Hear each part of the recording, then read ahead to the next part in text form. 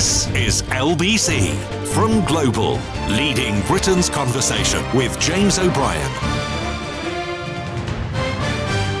It is 3 minutes after 10. You're listening to James O'Brien on LBC. I think this is a really important conversation, but I must preface it by saying that I found some of Rachel D'Souza's reasoning this morning in most of the newspapers and broadcast as well. A lengthy and interesting conversation with Nick Ferrari. I found it very unconvincing. As Nick pointed out, the sample of young people jailed for their participation in the Farage riots. Some people don't like them being called that. They prefer Farage riots this summer. I'm easy on either pronunciation.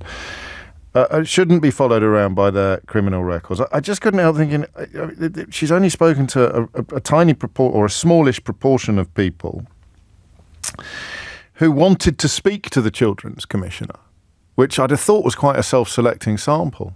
But it doesn't strike me as being the most important point, nor is the point that I made a moment ago, that if it had been suggested in the London riots, where an awful lot of the participants who were subsequently convicted of all manner of crime were from ethnic minorities, because the riots were triggered by police action against a black criminal. The suggestion that they shouldn't keep their criminal records, that their criminal records would have been wiped clean, would, I suspect, have been greeted with a lot more anger than it's been greeted in this context. Again, I could be wrong. The thing that struck me the most after the horror of the race baiting and the false claims about the Southport killer that prompted the worst kinds of riot, the thing that struck me the most was actually the attacks on the police. We talked about it at the time. I can't remember whether we focused specifically on the youth of some of the people participating, but I just felt that, all the usual suspects wanging on about two-tier policing and claiming that the police were keeping things from the public. What do you expect to happen when you tell excitable people that the police are their enemy? People who perhaps are already primed to dislike the police, perhaps to dislike all authority. But in a tinderbox like that, to keep spreading lies about two-tier policing or claiming that the police are keeping information from the people, categorically, demonstrably untrue. Anybody saying it would know it was untrue. And then what? Just walking away? Washing your hands? Going for a smoke? When young people, and older people of course, but we'll focus on the young people today, start lobbing bricks at those police officers. I don't know that I see it as a source for relief that this demographic of criminality has, according to the Children's Commissioner, according to her fairly dodgy research, found that they weren't influenced by far-right rhetoric, they were influenced by hatred of the police. Because in this context, hatred of the police is part of the far-right rhetoric.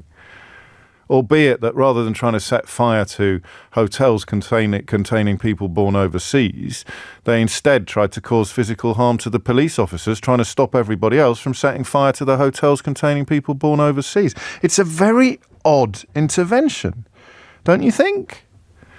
To claim almost in celebratory terms that this is not evidence of far-right rhetoric, when hatred of the police must have played a big part must have been contributed to by all the lies which came largely from far-right characters, both online and in politics now in this country. All the lies about two-tier policing. What does that do if it doesn't engender in impressionable minds the idea that the police are the problem? And then people end up attacking the police, and somehow it's not a consequence of the people who've portrayed the police as the problem. But it doesn't mean that she's wrong, even if, as I do, you feel that making suggestions like this in the context of our right-wing media, when the majority of the miscreants, the majority of the criminals were black, to suggest that their criminal records shouldn't follow them around would have been greeted differently. It would not necessarily have been wrong. If you use words like impulsive or bored, then you get a very different picture from sort of the pogrom element of the Farage riots that was present for many of the adults there. We know that they were motivated by, very carefully cultivated and very deliberately cultivated over years, not just the days surrounding those crimes, race-based hatred. So I don't know that it is wrong for her to suggest that impulsivity as a teenager deserves a little bit more clemency. This is quite interesting, isn't it? We may come at this from some slightly surprising angles. I'm already thinking how annoying it is that I've forgotten the technical term for what we learned about yesterday when we were talking to the author Lawrence Rees about his book about the Nazi mind. But it's the fact that the brain, is it the amygdala? I'm going to sound stupid now. I'm going to sound like a broken Scrabble board. Or if I've just ran... amygdala?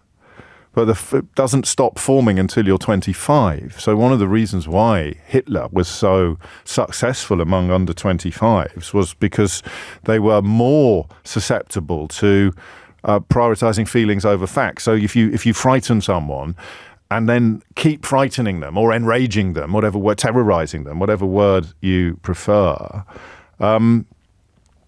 before their brain can kick in and start rationalizing the threat and saying, no, you've got nothing to be frightened of, then you sort of, people are more susceptible to signing up for the whole package of ideology. So the under 25s are incredibly fertile ground for Hitler, partly because their brain had not fully developed. And that plays into this story, doesn't it? I mean, there's nothing in law that recognizes 25 as a threshold. It's amygdala. Thank you.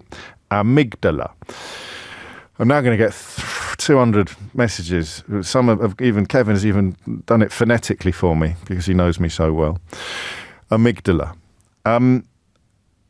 That 16 and 18 are thresholds, 21 used to be, but nobody ever says you're 24 years old, you can't be held fully responsible for your actions. Your inner chimp is how James describes it. I think I called it lizard brain yesterday, but I prefer inner chimp. That's lovely. Reminds me of that remarkable new Robbie Williams film that we should probably talk about at some point. So here's what she said. They're children. It feels hard to think a 14-year-old who has served an 8-month sentence for throwing a stone and been really stupid would carry that conviction on their record for the rest of their life. So I hope that we can think of how they can make reparation, but also let these children have a life going forward. She specifies, or rather distinguishes, between that kind of crime. Again, I'm not going to be, I don't think, shaken away from the observation that the people who've encouraged rioters to hate the police, to attack the police, to believe lies about the police, should be held a little bit more responsible for their actions, but not necessarily more responsible than the people who responded to their lies and provocations. So she says, obviously, sexual offences, extreme violence, are different, but she describes short sentences and young people who were previously of good character and recognise the wrong that they've done. We wouldn't want to see their ability to get a job and work and be successful adults blighted.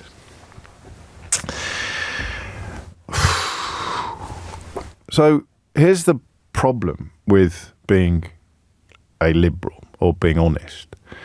Is that you can't change your views or opinions according to circumstances. If they are a principle, if it is a principle, it has to hold true in all spaces. So I think that I do believe in rehabilitation. I do believe in redemption. And I categorically believe that a 14-year-old can bear no resemblance whatsoever to an 18-year-old or a 24-year-old or a 40-year-old with the same name and genetic makeup, as in the same person, if that needs explaining. But I don't know, in terms as clear as I normally manage at 10 o'clock in the morning or 3 minutes after 10 in the morning, I don't quite know how that principle provides detail. I think if I were hiring a producer, would I want to know if they'd thrown a rock at the police when they were 14? Would it have any influence whatsoever on their ability to be a trusted and valued colleague? So there are two questions here. There are the opinions, and then there are the experiences. Some days we go all in on one. Some days we go all in on the other. In some ways, my favourite days are the days when we can do both, perhaps even a 52-48% split. And the reason why they're such traditional bedfellows is because often the experiences can inform the opinions. But you only have your own experiences. Your opinions can change when you listen to other people's. So I want to do that today as well. What I want you to tell me is why you think this woman is right or wrong. Rachel D'Souza, the Children's Commissioner, who's told the Times today, and Nick as well, that offences committed by under 18s during the riots should not be permanently held against them, and that they should be allowed to move on with their lives and become successful adults. That's quite self-contained, isn't it? That's quite simple to understand and to respond to. What I meant by the difference between liberals and everybody else is that you can't base your answer to this question on what you think about the people who provoked these riots. If these kids are, as she claims, impulsive and driven by boredom and other factors, you can't lump them in with the hideous individuals who were all over the internet telling lies and spreading complete misinformation about the police. It's not their fault. It's a bit of a stretch to file it under contempt for the con and compassion for the conned, but we are categorically not talking about the adults who wanted to murder immigrants, even though they are also the children, if you like, the ideological children of the kind of provocateurs and liars that we're all thinking of at the moment. But that is question number one. And you can come in on this. It's like a good old-fashioned traditional phone-in. Should the actions, the offences committed by under 18s during the riots that followed the Southport stabbings, should those offences be permanently held against under 18s? 0345 6060 973 is the number that you need. Should it be the case that they get to wipe the slate clean in the event of them having proved proper remorse, and again we can have a conversation about how you do that, or should it be as it is now, and that you can be followed around by this kind of behaviour for the rest of your life? Here's the tricky bit, right? Here is the tricky bit. If you were 14, 15, kicking around at a loose end, and you heard that things were really kicking off around the corner, you would probably want to see it, wouldn't you? You'd probably please be honest with me, all right? I'm trying to think through, although I'm so old, it's hard to remember. Someone had to correct my age yesterday. I said I was 52. I got 10 texts saying, no, mate, you're 53 now. You would want to go, if you're living at home, you've not got a lot on. Someone says, there's a massive riot outside the Holiday Inn, or there's a massive riot down by the shopping centre. I think you'd be out of there like a bat out of hell. And then you get there, and you're not a follower of any of the far-right ghouls on social media. You're not particularly politically engaged. You're a kid out at night watching something that you've never seen before, and then you see someone just start throwing stuff at the police line. And you think, and then you join in. You don't write a bloody essay about it. You don't have a long, hard think about, you do something really, really stupid in a nanosecond. And if you want to tell me that you would never ever have done something really stupid in a nanosecond when you were 14 or 15 or 16, I'm not sure I would believe you. Not if you're claiming 100% certainty. And then you come back to the question. You may have been egged on by adults. I mean, actually in the moment, not the ones posting misinformation online. And then you come back to the question of whether that should follow them around forever. So you can answer that now by dialing 0345 6060 973. And the second point then becomes, how different are you from when you were a teenager? Can we do some tales of, truly extraordinary rehabilitation?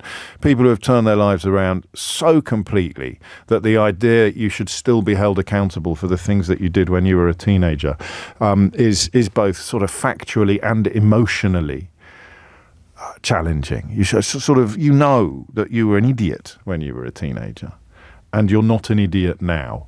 But you may not think, even if you've been on a journey like that, you may not think that these records should be wiped. You may think it's important that the record... I just want to know. But I want opinions and I want experiences. Okay? 0345 6060 973. Tom writes, this is the kind of honesty I'm looking for. I am quite a liberal person. I believe in rationality and live and let live, two things missing from most of the population today.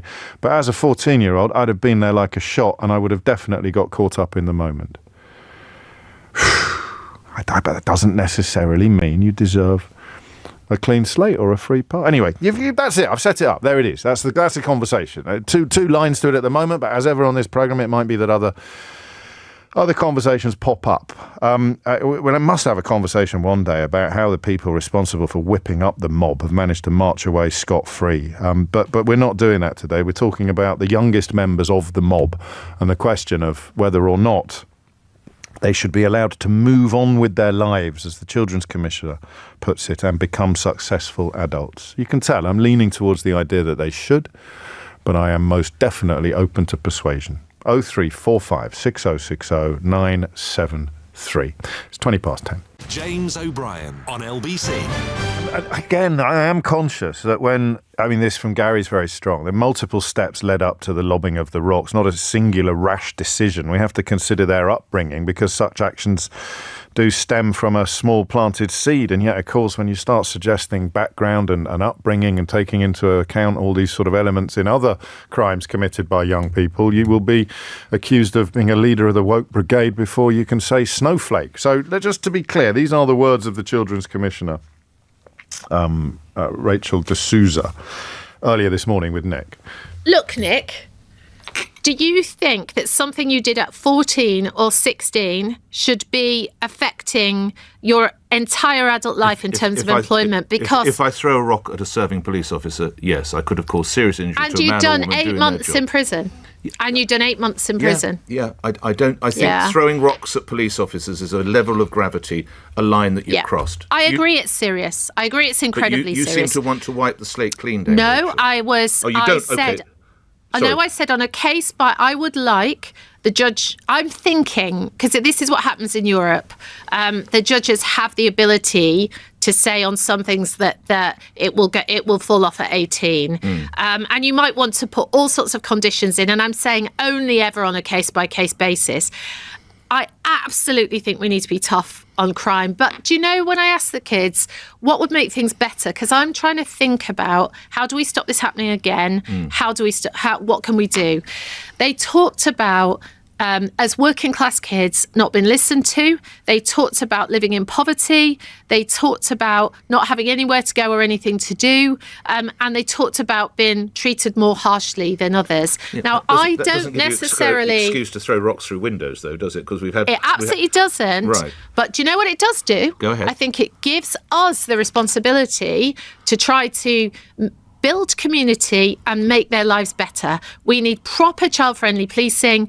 As parents, as teachers, all of us need to be thinking about listening to kids and thinking about what their lives are like. We can't have working class kids in towns around this country feeling ill-treated, left behind, and not having opportunities. And I come from Scunthorpe. I'm really passionate about that, Nick. And there it is. What do you reckon? 0345 6060973. Paul's in Liverpool. Paul, what made you pick up the phone? Hiya, James. This is going to sound really bad, but I was a 1981 riots kid. When I say that, I wasn't a bad kid, but I remember the Toxteth riots. And what happened was, at the time, to me as a 12-year-old kid, I was out with my friends. It all started, and it was so exciting. And then you was getting egged on, by the older people. But in them days, at that time in the 80s, Liverpool was a really deprived area. Yes. There was a lot of stop and searching, and there was lots of social problems anyway. But my parents were very strict. But I remember sneaking out one night, and what happened was there was a big riot, and it was on a place called Parliament Street by a furniture place called the RIOTS. And because of the excitement and the noise, we'd all sneak down there. And I remember a shop getting burnt, and one of my friends said, let's get some sweets. But I remember this old-style police officer. He got hold of one of my friends. I'll never forget this. And he got hold of us, and he didn't throw us in the van or anything. He grabbed us to one side, and he sort of clipped my friend on the head with his, like his cap, because they had flat hats then, the police who used to drive the cars. And if it did frighten the life out of us, and, he said, right, you get home, and, it was like a short, sharp shot, and it worked. I mean... And were it not for that, you could have got stuck in. Is that what you're saying? Do you know what? I'd have probably been egged on. I was 12. I was easily influenced. That was probably a turning point in my life, to be honest with you. Really? Yeah, because I was frightened of the police then. I mean, I'm a civil servant now. But what I'm saying is, that day when that police officer gave us the short, sharp shot, and, he really frightened us. There's a phrase designed for a Scouse accent, isn't there? Short, sharp shock. That's absolutely lovely. Otherwise, I'd have been looting the shops, probably. Do you think you would? Like You'd have just thought, there's a pair of shoes over there I like the look of. Why don't I go and grab... Well, it was just... There wasn't a lot of places. It weren't like the riots this time. We had So what are we saying then? I mean, in a way... I'm saying that these younger kids that were involved, right, I think, give them the short, sharp shock, but don't ruin their lives, because you don't know the future potential. The majority of rioters in Toxteth, of course, were black. And I don't... Do you know what? Go on. Can I be honest with you? Yeah. I was brought up in Toxteth, right? I knew some of the ringleaders as a kid. To me, they were just people who you knew growing up. They weren't like heroes. Yeah, but they were people who were much more likely to be stopped and searched, despite being completely innocent. And you know more than I do about Leroy Alphonse Cooper and the events that led up to the riots. But I actually knew Steve. I do know him. I knew Stephen French, Curtis Warren. They all lived around our area. But then they were just like older kids. I'm mentioning it just because people are constantly tuning in to the programme. They haven't heard what's gone before, and I want people to be absolutely clear that we have made the point about not Toxteth previously, but the 2011 London riots having a very different demographic, and the response to the suggestion that we should go easy on the culprits would therefore have been, I believe, very different. But you could cut both ways. You could be held up as proof of someone who actually proves that these kids deserve more punishment because you managed to see the error of your ways. Or you could be held up as someone who defends the idea that they should get the slate wiped clean, if not completely clean, then cleanish, because you believe that it could so easily have been you, and if it had been, you would have still been the same person today. You'd have just had this millstone round your neck for the rest of your life. Do you know what though, James? Go on. There's a lot of problems now. That in the 80s, it was basically there wasn't a lot of opportunity in Liverpool. That's very true. After the riots, they brought in all these youth clubs and everything got better. They were doing youth exchanges, and it worked. And they've gone now, again. The kids are up against, some of the parents are drug dependent, or they're not really parenting them properly, right?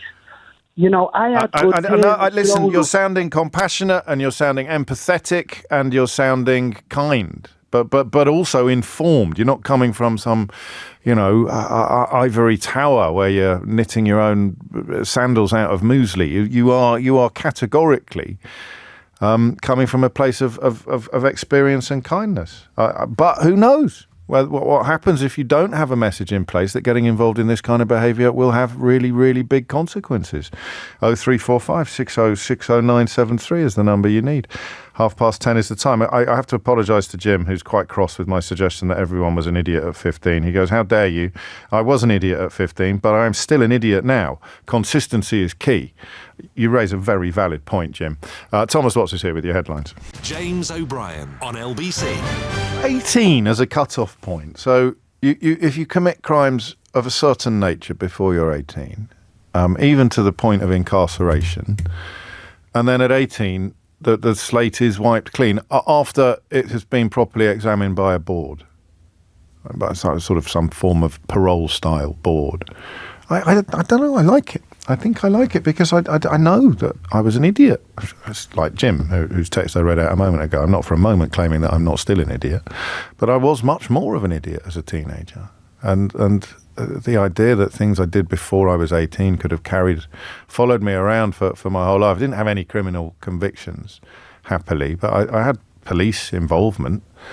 I don't know. And that, of course, brings the class element into things, which is always in the background when race is an issue. Cheryl is in Ealing. Cheryl, what would you like to say? Hi there. Yeah, two things, if I may. I thought it was really interesting the caller before said about you don't know what the potential could be for a kid if it follows him around. And my example would be my brother was 15, went to a horrendous school in West London, got beaten up regularly. He's mixed race, but beaten up regularly by skinheads waiting for him after school. Anyway, got in with a gang that said, let's do a robbery of this toy shop, right? And you've got to hold the door open. And anyway, he was there holding the door open. The thought of our mother petrified him that he ran off. Anyway, so he didn't get in trouble. The others got caught and got in trouble. But the point is, he then went on to be a policeman for 25 years. Being a... Oh, that wins. That's going to take some beating, isn't it? And he could so easily have swung the other way. Yes, but the thing is, if it had followed him around, then he wouldn't have been a policeman, and he's been putting druggies away for 25 years. Did the other kids get caught? Yes, they did. Right. But so there's that one, and then my second. So that's fantastic. That guy just really, when he said their potential, there was a potential there. Okay, it was the fear of my mother was the greatest fear, but it was the fear of getting caught. Yes, and also what it could mean. And then what your mother would do. Yes, and then my second quick point is. I kind of was agreeing with you about the wiping the slate clean and the commissioner and this, that and the other. But then, do you know what? I can see, let's say that happened in a year's time, you'll be having a phone in about, oh yes, we'll wipe the slate clean unless you're black. I'm sorry, the statistics will prove then that we'll look at it on a case-by-case basis. Sorry, that's what I meant when she said the case-by-case basis. Yeah, I understand. And then there will be a higher percentage of those case-by-case basis because we still have statistical evidence of and still institutional racism, even if the commissioner doesn't like the word. Yeah, so for the numbers of people on the case by case, it will be disproportionate, and we'll be having another phone in. So that's. But this is what that's the tightrope I've tried to walk today, because you can be right, but it doesn't mean she's wrong. I mean, the overall principle of. Wiping the slate clean but on a case-by-case basis can be good, but then you bring in the objections, the caveats and the wrinkles, which you'd have to get up very early in the morning not to believe that there would be a race element to this, given the history of the police and most of the other relevant authorities. It does that then become a reason not to do it for anybody? I don't know. I think because of having heard, as a black person in the police for 25 years, he witnessed it firsthand, institutional racism within the police and towards people they were getting in the car to take away. So I just, and do we know, Cheryl, what happened subsequently to his very almost accomplices. That. Well, funny enough, one of them, unfortunately, he saw go inside 20 years later, and they recognised each other. So he went on to continue from the age of 15 to doing different things, but not as a result of that thing, but he went on doing other things. It's the path not taken. It's the path not taken, exactly. Isn't it? Two roads diverging, a wood and I took the one less travelled by, which in the case of that group of young men that night would be your brother. And as Robert Frost tells us, that has made all the difference. 10:39 is the time. I honestly believe that this is a normal response. As a teen, I'm reading, I would have without a doubt been swept away by a new experience like the riots. I wasn't bad, but I made silly choices. I did get involved in minor burglary and criminal damage, influencing and influenced by others just for something to do. I was lucky to have good parents. A local police officer at the time saw the value in relational discipline. It was their relationship that led me to make better decisions in the future without the need for punitive lifelong consequences. I've since embodied this in my work as a youth worker and working in care homes. Steve is in Bromsgrove. Steve, what would you like to say? Hi, James. I just got a bit of an experience about when I was 17 and doing something very silly that then sort of affected me for a long time after. So I did something. I was walking down the street one Friday night, 17 years old, and a taxi driver had stopped, gone into the pub to get his fare, and I drove his car off because he left his keys in the ignition. Not that's why I drove it off, but that's what. Well, you'd have struggled to drive it off if he hadn't. But I understand. Were you au fait with hot wiring at the time or not? No, it was a really, really silly thing to do, obviously. Now, Were you on your own? Sorry, I'm fascinated by you're just on your own. And did you have a fascination with driving? Did you love driving? I didn't have a licence either, James. No, I presumed that. But I mean, were you a massive petrol head? I'm not giving mitigation or excusing you in any way. It's just I'm interested in that moment of impulse is what we're talking about. You just thought, well, I'm going to drive it away. You absolute wombat. Yeah. Go on. Tell my parents that. Oh, But it was something that was so ridiculous, and it was because of the drink. And I could have killed someone in that time. Well, there you go. That changes the complexion entirely as well, doesn't it? But I didn't, and then I got pulled over by the police, and I went to court, and I got put on a tag for 3 months. Right. So, but it was only every Saturday from 7 in the evening till 7 in the morning. Yeah. I held my hands up. Obviously, it was me. I didn't try to deny it. But then... You'd have struggled. Since then, I'd never been in trouble with the police before. Right. And never have been. So every time I went to get a job, I went through the interview process, got offered it, if I did get offered it. But then I had to say that my past has caught up with me. Now, that lasted on my criminal record for 16 years. Yeah, gosh. And that was a real problem for me for every time, because I worked in education after that. And that would affect job applications. And you see, this is a really good example of case by case. And I wonder whether some people listening will think the fact that you were drunk in charge of a vehicle and therefore potentially, as you've acknowledged yourself, a lethal weapon, would probably put you in a more serious category than the 14-year-old who threw a rock at the police. I would say definitely. I mean, I could have ploughed into anyone. I was 3.5 times the limit, James. So that's why I was you were lucky not to get more punishment, weren't you? Because presumably you came because partly background and record came into proceedings. It was never been involved with police, and I did have a job at the time as well. And but with that level of alcohol in my system, that's why they put me on tag afterwards. Not just just they had to take me through the courts. And that was an absolute nanosecond of aberration. There's nothing before or since that speaks to a similar personality defect or a similar... Nothing. Isn't that interesting? And I've got a good job now. I'm married. Everything. Got a house. Everything like that. There's never been a sniff of problem afterwards or even before. So I'm thinking class as well. I'm thinking class as well, or background and unfairness, as the last caller was alluding to. Thank you, Steve. I mean, it is not black and white. I mean, all tabloid sensibilities are stupid when you dig into them. So lock them up and throw away the keys. Don't show anybody any I don't care if they're poor. I don't care what influences have been on their lives. The problem is, as all our callers are acknowledging today, that Rachel D'Souza's probably being a little bit naive when she talks about this in the context of some teenage criminals whose behaviour was shocking, attacking the police, albeit you've swallowed the nonsense about two-tier policing or you just hated the police already. I can't help wondering how this conversation would have sounded if someone had come out in 2011 after the London riots and made similar noises, but it doesn't mean she's wrong. It's interesting. 10:44. Fiona's in Bermondsey. Fiona, what would you like to say? Good morning, James. Hello, Fiona. I would like to refer you to a book by Camilla Batman-Delic called Shattered Lives, written in 2006. I have read it.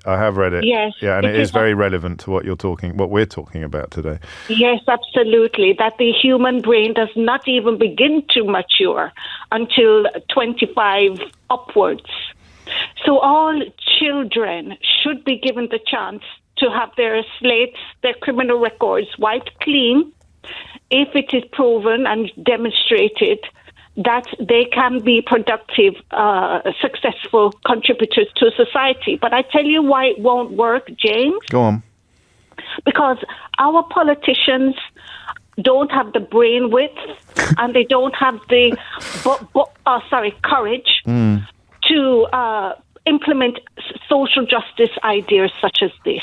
Well, that's why I alluded to tabloid sensibilities a moment ago, actually, because I think some of us have been quite surprised by how far Keir Starmer will bend in the hope of avoiding criticism from the corners of the media that I take a swing at every day. And that is where the courage is lacking, because these tropes are wrong. You know, these ideas that everyone should be locked up, the keys should be thrown away, rehabilitation is a cop-out, prisons are holiday camps, all of these sort of resurrected 1980s nonsenses.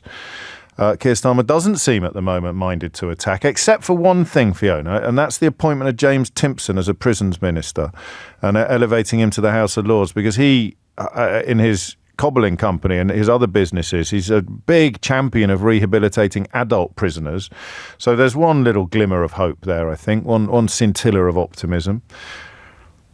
I think that when it comes to social justice, we are small Britain, not Great Britain, unfortunately. That's a great phrase. Yeah, and I mean, you know, I know I can sometimes sound like a stuck record, but if the public discourse has been defined for decades by lazy tabloid posturing, then the idea of bringing all of these things front and centre is going to cause resistance. Maybe, in fact, because the sort of tabloid posturing I'm describing has slowly softened in its view on the riots this summer. I don't know whether you've noticed that they could be persuaded that teenagers do deserve a second crack of the whip when it's these kind of crimes that the teenagers committed in that kind of context. The problem is, of course, that it would have to apply everywhere, and they might not like that. 10:46 is the time. Phone lines are open, 0345 6060 973.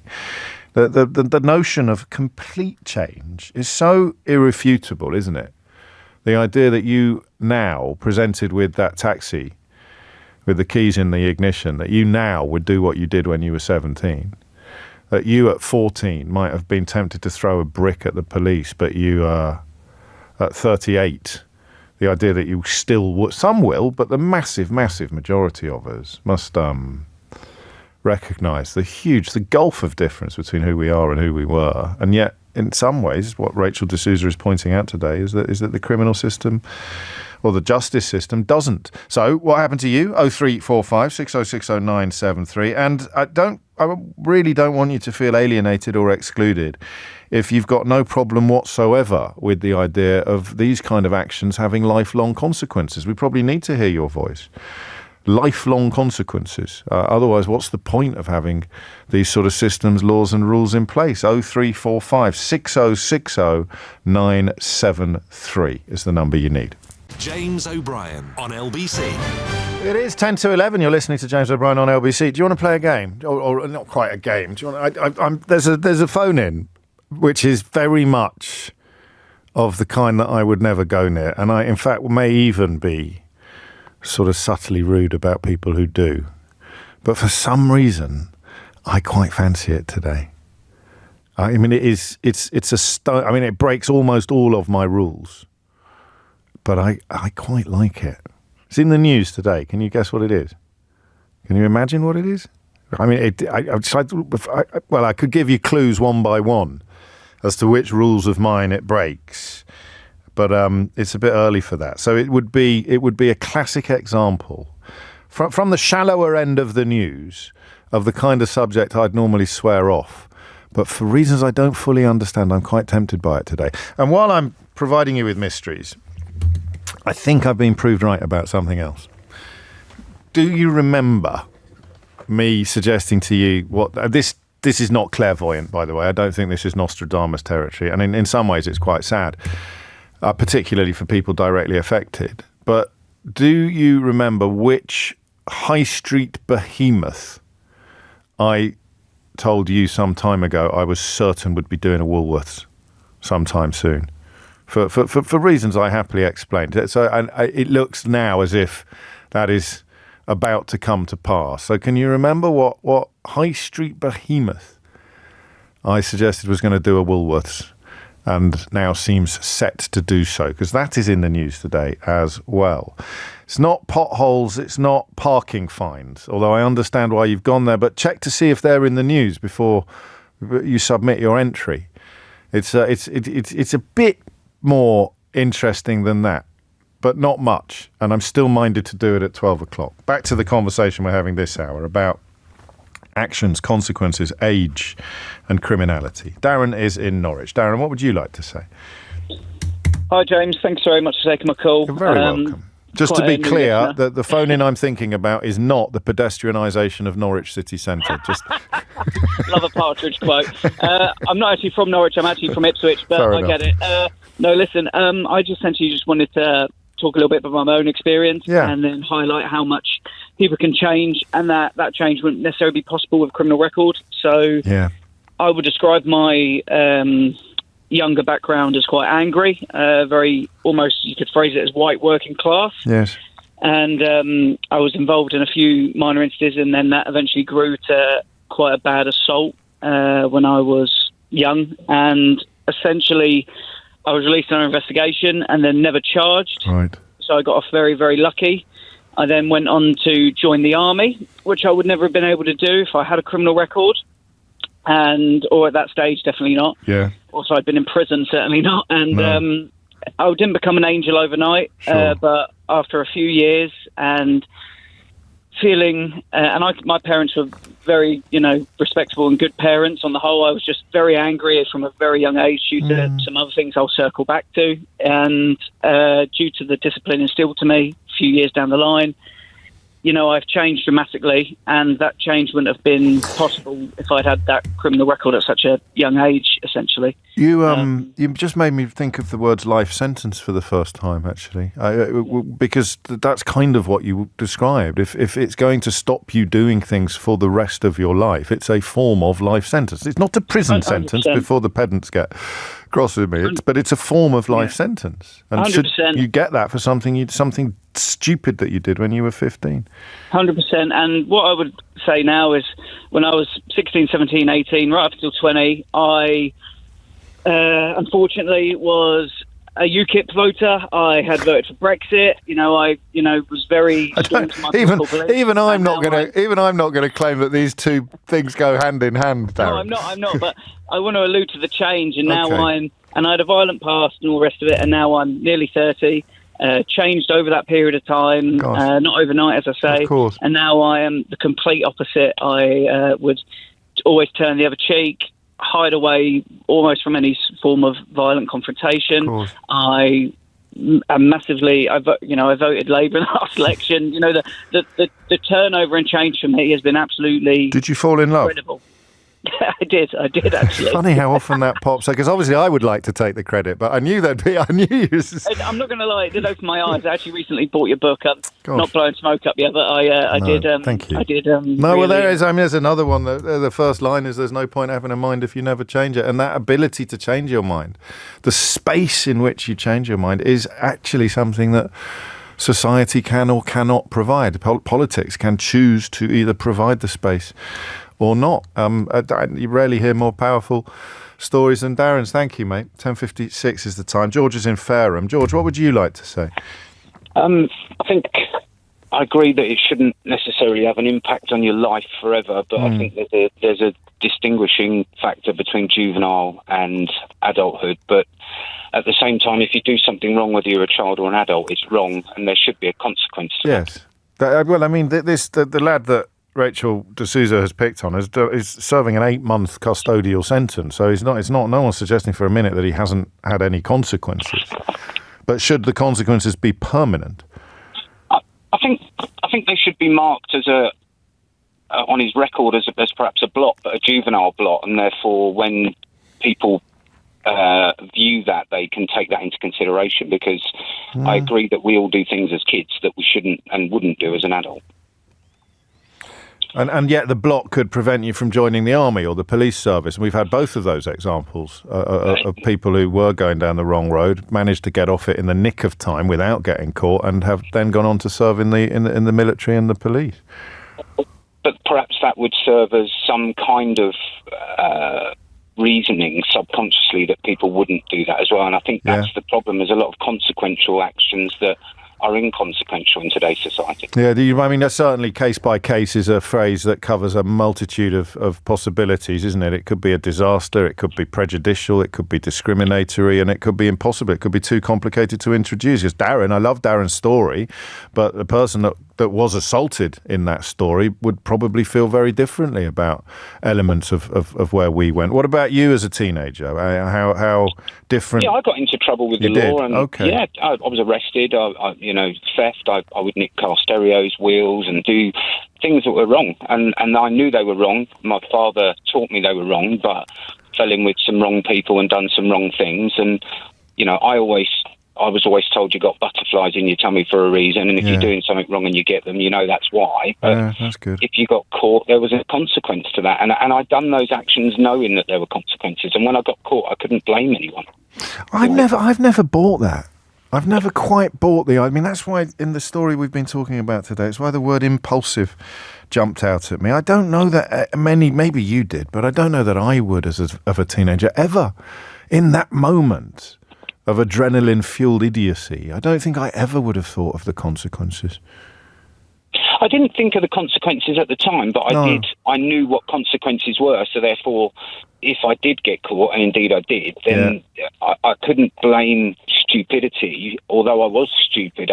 I knew on my day-to-day actions and life and the parameters and morals that I lived by that I was doing wrong, and therefore part of that risk, whether it be impulsive or not, if you get caught, that's your lookout. You've done something wrong. And that's where we depart, because I think it's right to be punished. There should be consequences, but I don't like the idea of them being lifelong. I think you are a different person. Did I read somewhere? It's like Trigger's broom, but that you change almost entirely every 8 years, potentially, or something like that. That can't be true, can it? Because of people who've got exactly the same views and outputs at 60 that they had at 16. But that's the only bit I disagree with you on. Is I do think people should have a sense of rebirth, not just rehabilitation. But that is not going to follow me around. But who would you charge with making the decisions on this case-by-case basis, and how would they get treated if they gave someone a clean slate and then they went off and did something wrong? You would have the usual suspects baying for their blood, and then for them to be named and shamed on the front page of the newspapers. Rightly or wrongly, it's a flaw, perhaps, in the plan. Thank you, mate. It's just gone 11 o'clock. I'm talking next probably about this football referee and, well, being gay. James O'Brien on LBC. 4 minutes after 11. You all got the shop right, but no one has correctly guessed the very, very boring phone-in topic that I'm tempted to do at 12 o'clock today, the one that really breaks all of my own rules, all of the subjects that I've sworn off over the years. It's not parking tickets, it's not potholes, and it's not the pedestrianisation of Norwich city centre, but it is in the news. It's made the national news. There's a tiny clue there. Why did I say that with a sense of surprise? It's made the national news. What rule?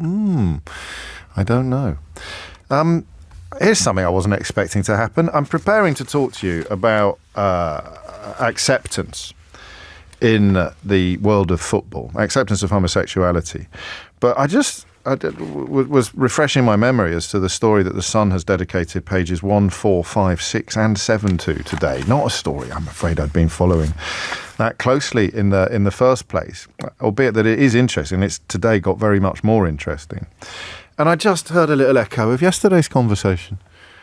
You know that notion that I talk to you about quite often, I hope I'm not boring, but the realisation you have in recent years that no victories are permanent was probably Roe versus Wade that clinched it after Donald Trump had essentially rigged the Supreme Court. They managed to overturn legislation that was designed to deliver bodily autonomy to women. And I realised I'd thought that some victories were permanent. I thought that some social change was cast in stone. And I'd been approaching the realisation that that was wrong for some time. And then that one, because it was such an integral part of the kind of debates I got involved in at school. As a young Catholic, remember, who not unlike our friend in Norwich a moment ago, has been on quite a journey since his youth. I remember just thinking when that story broke, God, nothing is permanent. And that has echoes of yesterday's show, because I could sit here now and say it's absolutely ridiculous in 2025. In fact, a couple of you already have. It's absolutely ridiculous in 2025 for someone to claim that they were too frightened to come out. It is arguably a stretch to claim that you took up cocaine snorting in order to, avoid the feelings you had born of fear of coming out. But that's the bit that yesterday comes from, isn't it? That idea that just because we think we've made progress, again, I'm afraid we have to have a little look across the Atlantic at some of the influences under which Donald Trump seems to be operating and recognise that actually discrimination on the grounds of sexuality is not a victory we can describe as permanent. I might do a phone-in this week on why people like the new Defence Secretary and most of Donald Trump's administration have such a problem with DEI, as they call it, with the equality and inclusion agenda. I mean, these are people who've managed to achieve extraordinary levels of success with very, very little talent. In almost every case. So the idea that they're being penalised by the system that's in place seems to me to be bizarre. But that today is not the day for that. What I think you can say, with a nod at America, is that any victories secured by people who recognise the intrinsic moral value of improving diversity, equality and inclusion are categorically not permanent, that they could go away. So, I mean, it's an odd starting point for a conversation about a football referee who says he was too scared to come out as gay. But not that odd, I hope, when you actually think about it and listen to what I've said. If you don't know the details, he got stitched up horribly by people he trusted. So it was footage of him on Zoom calls saying incredibly ill-advised things and using pretty hideous language that someone then passed on to the Sun newspaper, who continued to make enormous amounts of hay with it. A timely moment perhaps to remember that when the late Stephen Gately came out as gay, the Boyzone singer, it was because the Sun had told him that if he didn't cooperate in the outing, then they would out him anyway. Something that he found incredibly difficult. I had the pleasure of knowing Stephen a bit, both before and after that moment, and it was one of the first moments in my journalistic career where I felt deeply, deeply, horribly ashamed of the profession that I was a tiny part of. And there's a new Boyzone documentary coming out in which the remaining members talk about that in absolutely clear terms about the blackmail that was undertaken. The poor lad hadn't even told his parents he was gay, and then had to. I think the world has changed since then, but if you knit together those two strands of this introduction, you'd have to arrive at the conclusion that it may not have changed forever.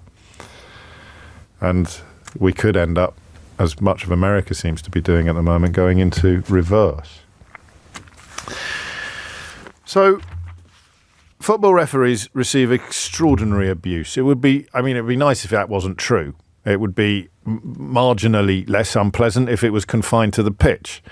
So some of the abuse shouted at the linesman at Oxford City on Saturday by my fellow Kidderminster Harriers fans was profoundly unacceptable. But it wasn't on anything like this level. And you'll be familiar, if you follow football, that Michael Oliver, a well-known referee, gave a red card at the weekend to an Arsenal player that was not a red card, and he's been the victim of extraordinary abuse ever since. So this is, in a sense, a conversation I don't think we've had before.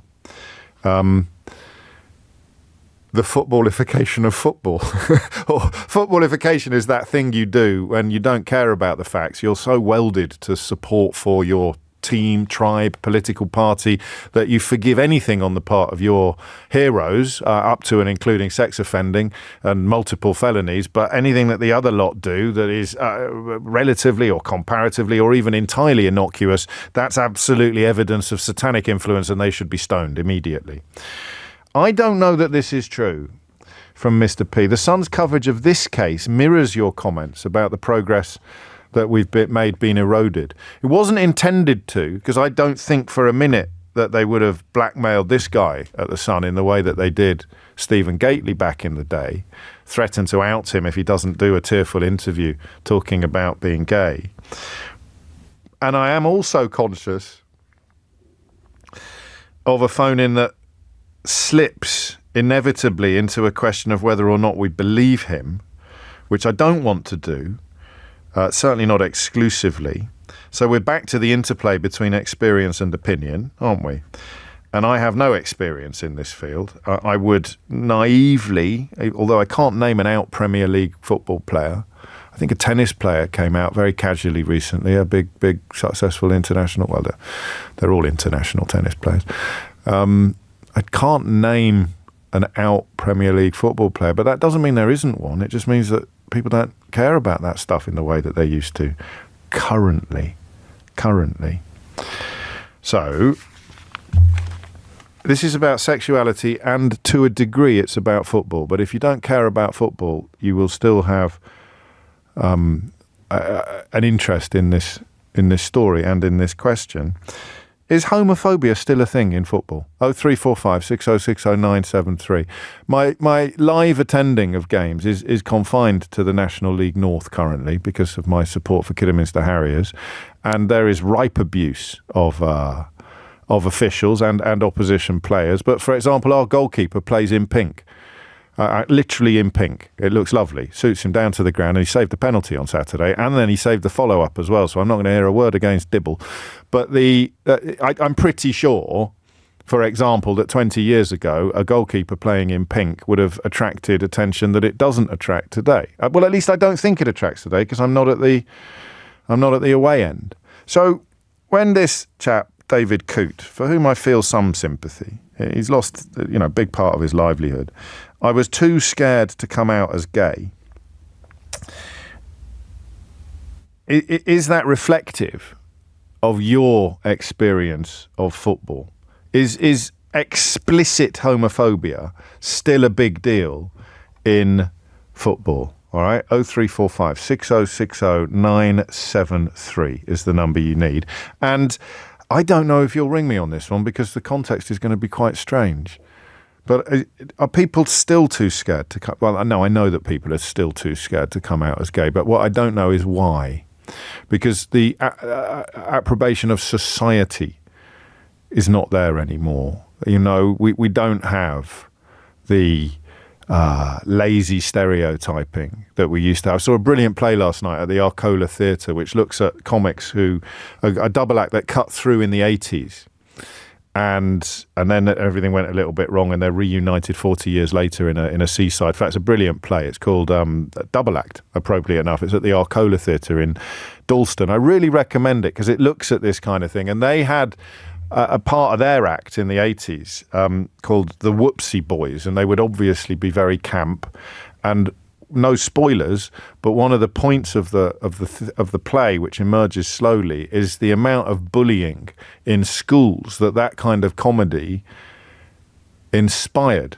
So if you did a racial stereotype, then an ethnic minority kid could get a kicking or get teased in an unpleasant way the next day at school.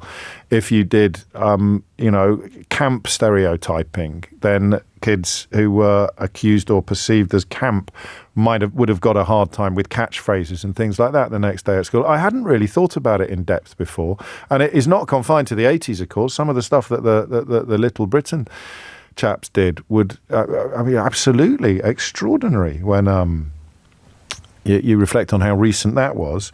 But when a football referee or a big football figure in 2025 says that he was scared to come out as gay, I just want to know how that resonates with you. Is it still a big thing in football? 0345 60 60 973 is the number that you need. Is it still an environment in which being gay involves painting a huge target on your back and inviting all sorts of unpleasantness? And I'm sorry that I don't know, because I feel that I should. If an out gay referee, Nick mentioned Nigel Owens this morning, who I've had the pleasure of spending some time with, and is every bit as lovely in person as he appears to be on the telly and on the pitch even. An outwardly gay rugby referee, but his journey to coming out was not a walk in the park by any stretch of the imagination. I just want to know whether or not football is still a place where coming out as gay would be traumatic and horrible. 03456, and it's not that we're accusing him of lying, because it may be that we don't think it is a traumatic and horrible thing to do, but he thought it would be, therefore he didn't want to do it. So hit the numbers now, you will get through. And dare I open this? Yeah, okay, as a gay man or woman, but I think particularly a gay man, because the trajectory of acceptance is different, I think, for gay men and lesbians. There are different points in the journey, obviously. Do you feel things are getting better, worse, or staying the same? In the context of homophobia, of whatever level, low level, as people would call it, banter. I'm not 100% comfortable with that, but you know what I mean. How are things in 2025 compared to 2015? Better, worse, or about the same? Oh, I do like that question. Because again, I haven't got a clue what the answer is. Hit the numbers now, you will get through. 2 questions, 2 strands. One specific to the case of David Coo. Is football still a place, as a fan, as a player, as an official, where homosexuality is a problem, where homosexuality is a problem insofar as homophobia is a problem? And the second question is, in the context of broader society, are attitudes to homosexuality in 2025 better or worse than they were in 2015? Look, they were hideous when the Sun newspaper was printing complete lies about the AIDS virus and stuff like that. So I've picked 2015 quite carefully. Before the wheels came off, a sense of common decency, and before the truth became completely corrupt. Just that year. Better, worse, or staying the same? 0345 60 60 973. James O'Brien on LBC. It is 20 minutes after 11. I've got one extraordinary text here, but I just need to check a couple of the facts before I share it with you, but you won't want to miss it.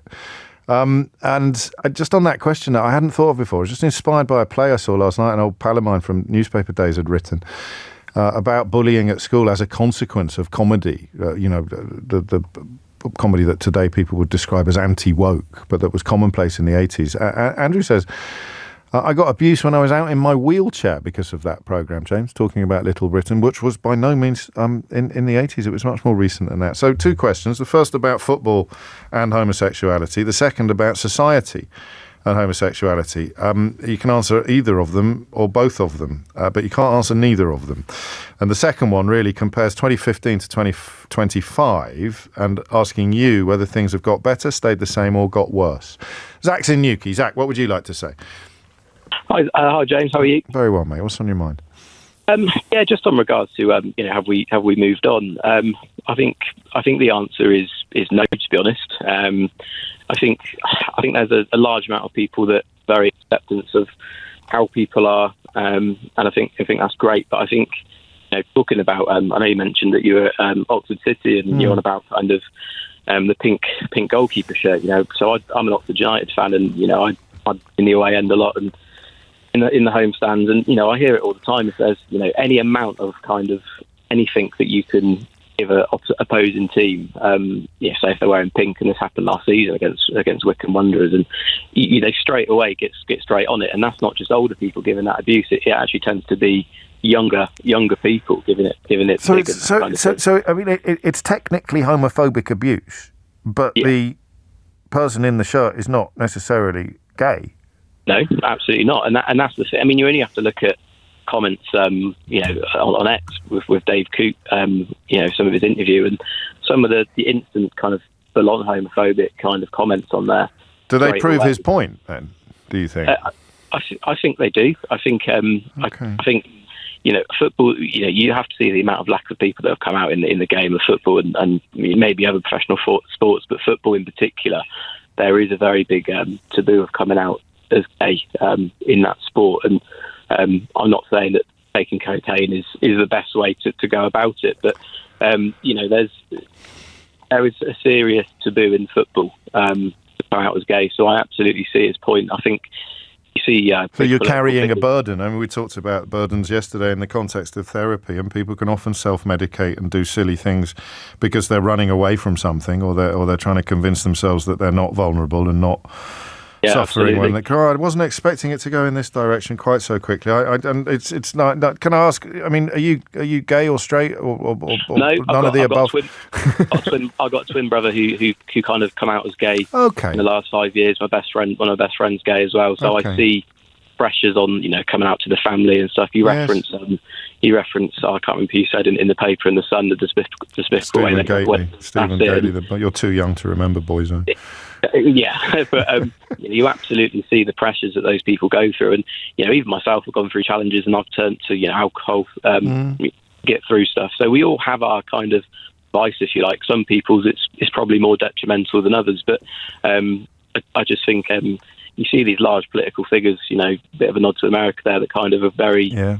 I'm not saying that Trump's homophobic or anything, but you do see some of the stuff they put out there and the following on and that's why media. The second bit of the question, which I think can only really be answered by gay people, but which you've nudged us towards, the second bit of the question is whether things are better, worse, or more or less the same than they were in 2015. Thank you, Zach. That's really helpful, actually. And of course, you'd have to be, well, no, because two gay men could have a completely different reaction to exactly the same provocation. So, I can't read out everything that you're sending to me, but you can fill in some of the gaps. Overheard at a Premier League match recently, this is from Jen, who describes herself as a straight female football fan.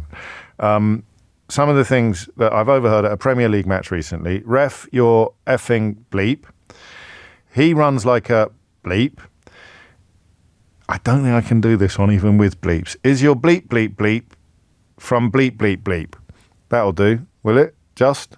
I don't want to play any more games in that kind of territory because it's pretty grim. I'm a female fan surrounded by a majority of men. It's always the older men shouting these things. I've managed to get 2 banned for making monkey chants, and I shall continue to report it. It's intimidating enough to be a straight season ticket holder, so I would say it's absolutely not got any better. Well, you'd have to be able to compare with 10, 20 years ago, and I don't know if you can do that. But yeah, I mean, this is the general timbre of contributions. But then here are the contrasts. Please don't say my name. And remember, do try to stick that at the top of your message, because sometimes I read a message very cursorily in the break or while I'm talking to someone, and then I start reading it out, and until I don't notice until I've got to the bottom that you've asked me not to mention your name. I've been a semi-professional referee for 8 years now, and I'm openly gay. Players just want a strong referee and fair play. Fans and players will say anything to get into your head. It's all about being strong. This is the biggest diversion, and I think it's disgusting to use it as an excuse. Okay, but then I hit you back immediately with David Coote, who the Sun introduces cocaine ref, David Coote, says he felt unable to come out as gay as he feared the abuse he received for doing his job would get even worse. And the abuse you get at semi-professional level is going to be confined pretty much to the pitch. Whereas the abuse these men get is, and women, but in the context of his sexuality, is huge. Rupert's in Norwich. Rupert, what would you like to say? Oh, hello, James. Hello. Thanks for having me on. My comment was more about, I think, being gay in British society generally. I feel I've always been open and quite obvious in being gay. People sort of assume I'm gay quite quickly upon meeting me, and I'm quite sort of flamboyant and open about it. I feel that over the last 10 years, things have gotten a bit worse. I think people have become a lot more open in their opinions if they're negative about, homosexuality or anything, seen as woke, really. I think I would say sort of in, sort of more liberal cosmopolitan areas, I think things are still quite good. But I think, if you go up and down the country, I think people do feel more emboldened now to be quite nasty. In every way, because I heard someone yesterday talking about freedom of speech, and I found myself wondering, what do they want to say that they can't say now? And the answer is usually horrible things to people who are different from them. Yeah, exactly. I mean, I think 10 years ago, I think, if someone, disagreed with me and, for being gay or whatever, people would often sort of maybe give me a look, but sort of not make a comment. But now you get the sort of anti-woke brigade sort of, feeling that they're entitled to be abusive and to have these opinions. On the topic of football generally, it's not a world that I'm particularly close to, but I did have a long relationship with a football referee for about 2 years, 10 years ago. And he never came out of the closet. And I think perhaps it could be to do with maybe that in football it's more of a sort of masculine macho culture. Well, Emma points out that homophobia is rife everywhere, so I don't see why football would be any different. I think probably it's interesting that you've mentioned the changing political landscape, because when I came up with the word footballification, I was trying to convey what happens when you take the really violent verbiage from football crowds and apply it to politics. And in fact, you've just described that happening, haven't you? Because I've always expected a degree of vileness in people screaming at football and screaming at footballers, and of course in this context screaming at football referees. But it would be left at the stadium gates. What's happened with this, as you mentioned, woke and nonsense about free speech being curtailed in some ways, what's happened is that people have felt emboldened to start saying things that they wouldn't have felt were acceptable 10 years ago. Completely. And I also worry about what's happening to the younger generation now as well. I work as a secondary school teacher, and I see, particularly now with sort of young boys and young men sort of in their teens, how they go down these sort of rabbit holes online and get exposed to, more extreme rhetoric, and how they sort of feel proud, to have, homophobic or racist or sexist views. It's becoming and that's sort of something normalised. else that's going into reverse. It's hand in hand with misogyny, I suppose, doesn't it? Which we read about constantly being completely. on the rise. And in secondary schools now, it is rife. It's quite worrying. I mean, I only left school, in 2012. And I remember at the time, in the sort of average comprehensive, it was quite unacceptable to have these views. You certainly wouldn't voice them. And I think now the difference is people would feel emboldened. Oh, how depressing. I wish I was more surprised. I'm a bit embarrassed that I didn't really see it sort of on the horizon, but how depressing. You're more than welcome to challenge Rupert's conclusions, but remember they're based on his experiences, so you would have to have acutely different experiences yourself. It is 11:30. 0345 6060 973 is the number you need. If you want to have a crack at the conversation that's just opened, more to do with how society now, what is it like being gay in Britain in 2025? Is it easier, harder, or exactly the same as it was in 2015? And the first vote is very much for tougher. Hit those numbers now, you will get through. Thomas Watts is here with your headline. James O'Brien on LBC. 33 minutes after 11 is the time. A couple of other little questions that I would quite like to look at, including the rugby comparison. Why are rugby crowds not going to engage in the kind of behaviour that football crowds do? And it leads into the question that you need to ask people who go to a lot of football at a high level, probably, because there needs to be a big crowd for this to really work. What happens to you when you go through the stadium gates? But I'm fairly confident that people shout things at the football. Well, no, I know they do, because I have. Not in the context of sexuality, but goodness me, joining in with some fairly rude abuse of officials in ways that, in absolutely no context anywhere else in the world would I even contemplate that level of that type of interaction. So what is it? What do we think happens? It's probably a psychological thesis to be written. I'm getting some nice, slightly more uplifting messages about what has changed in society, but you don't cancel out the experiences of people who think the change has been for the worse. 25 to 12 is the time. Robbie's in Chelmsford. Robbie, what would you like to say? Good morning, James. So I have to declare an interest in that I am actually a gay man in this conversation. I know it's potentially a perspective view that would be useful. Yes. I am also I played lots of football. I'm not in the shape I was once, but I played a lot of football growing up, and I was playing in my university team about 10-ish years ago. Likewise, I was playing, if it's worth comparing, in the American football team and the rugby team. Gosh. So, and in my spare time, also did some amateur dramatics, and I mean amateur. I know you trod the boards yourself, but the reason I mention those things, James, is... I was pushing it a bit. I did indeed put my feet on boards, so I did technically tread the boards, but I was going to carry on. You and me both, sir. But the reason I say that is because, without being flippant, I was asked by your producer, are you an openly gay man? And I said, well, in my sporting pursuits, absolutely never. Oh, really? When I was welcomed into the drama group, still with a bit of a veil, over time. Yeah. Yes, because only at university did I actually come out to anybody, really. Okay. And there's still people in life that I haven't. And I think the point of coming out as a concept is all about the barrier. There is a height of a barrier that is at different levels in my concept with different groups. Yeah, and it's more possible and accessible if perhaps you feel like there are others around you who would either understand or are the same tribe, if you like. And the other thing I mentioned to your producer is that something even in the sporting arena that gets mentioned and actually probably makes it harder for people like me to feel like we're there is I don't know if you've ever heard the phrase, he bats for the other team. Yeah, of course I By have. the very concept of that, not to read too much into it, but that kind of implies that you're not with, the guys you might share a dressing room with. Classic othering, isn't it? The line between other and enemy or other and opponent is perilously thin. It's a very relaxed sort of othering that makes it almost sound like it's a joke, and it's not. And right. I don't mean to dive all over the place, but something came to my head the minute you brought this conversation up. Two things, really. One from real life, which is the case of Justin Fashanu, yeah, of course, who obviously was probably one of the only prominent openly gay footballers, other than I know one chap at Blackpool came out in the last couple of years. Right. Yes, that's right. 1998. His name, sorry. Just Justin Fashanu. So you know that's why we're talking about the passage of time. His experiences were pretty hideous, weren't they? Terribly so. And the other is, I don't know if you'd have a chance of remembering it, others may. There was a brilliant TV series called Dream Team.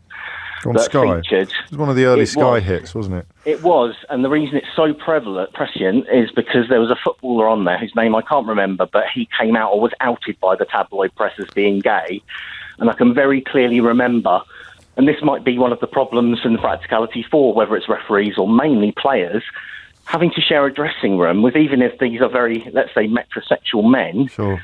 Having to share a dressing room undressed in front of, I always felt that if I told my teammates I was gay, they would think I was staring at them when they were getting undressed. Some of them would be perfectly relaxed about it, but yeah, I mean that doesn't change the problem. So yeah, there are all sorts of reasons then why someone. I mean, I don't know if there's a technical term for what you've described, for having different levels of parapet, as it were, for having different levels of outness in different contexts and in different company. But as you explained it, it made perfect sense to me. Why would you want to be out? This is a question, it's not rhetorical. In your football team, I mean, would your life be improved if everybody knew you were gay? I suspect probably not. I think actually it might, but only if you felt comfortable and not prosecuted or persecuted for being gay. Yes. And the last comment, because I don't want to take too much of your time, would be those parapets you described, James. I think society has become less tolerant. So when you say 1998, that's a long time ago. Yes. I can remember going to football games as a boy with my dad then. It's I feel like it's getting back to where it was actually. Where so it people got better for a long shout. time. It got better for a long time, and then it started getting worse again. Yeah, I think in the early noughties, when I was actually at university, in fact, was probably the peak. And then, as one of your other callers very eruditely put it, the anti-woke brigades now are using almost other fringe issues or movements or drag queens in schools to demonise all gay people. And the thing that's come out, sorry, James, the one thing I have to just say is there's something particularly pernicious about whether it's purposeful or not, the alignment in some people some people's commentary around paedophilia and being gay. Yes, and that is as old as the hills as well. I've been, there's a lot there to unpack, and it's incredibly helpful that you provide that perspective. The woke stuff, I should have spotted that sooner, because I discovered some time ago, when everyone was accusing everyone of being woke, that if you restrict the use of transgender issues in any conversation about wokeness and ask someone what they mean by it, can you tell me what you mean by woke, unless you're referring to, or without referring to transgender people, to trans people, then they've got nothing. And that's really interesting. That's the point that Robbie's making, is that woke is an umbrella under which a lot of isms hide, but there's only one ism or phobia that people are prepared to admit to when you ask them what they mean when they say woke. So, you could respond to that by saying, well, why do you need another word for what is essentially the discrimination or criticism of one very specific set of people? Why do you need a word that must include lots of other people? Who else are you talking about apart from trans people? And the idea that it has perhaps signalled a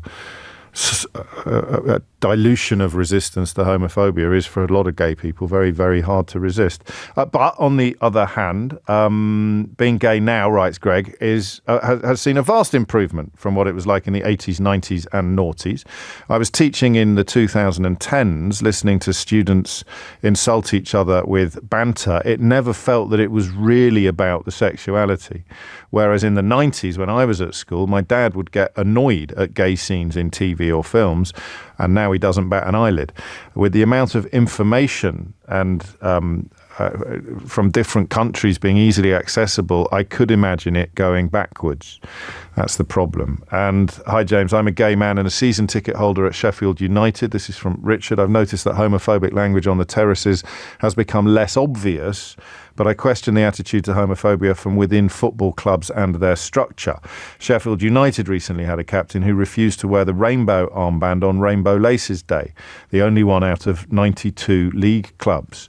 They also had a player who refused to collect a Player of the Year award from an LGBT plus supporters group called Rainbow Blades. On both occasions, well, Sheffield United aren't here to offer up their account of this, but I've got no reason to doubt yours, Richard. On both occasions, Rainbow Blades and Sheffield United said nothing and did nothing. As a gay man who supports the club, how am I supposed to interpret that behaviour? If I was a gay player thinking of coming out, what message would this send to me? Well, that's a pretty rhetorical question, I think. And I think that's another thing that gets smuggled into this Donald Trump-shaped freedom of speech argument, in that if you want to cite your religious beliefs as the grounds for your homophobia, then you should be allowed to do so.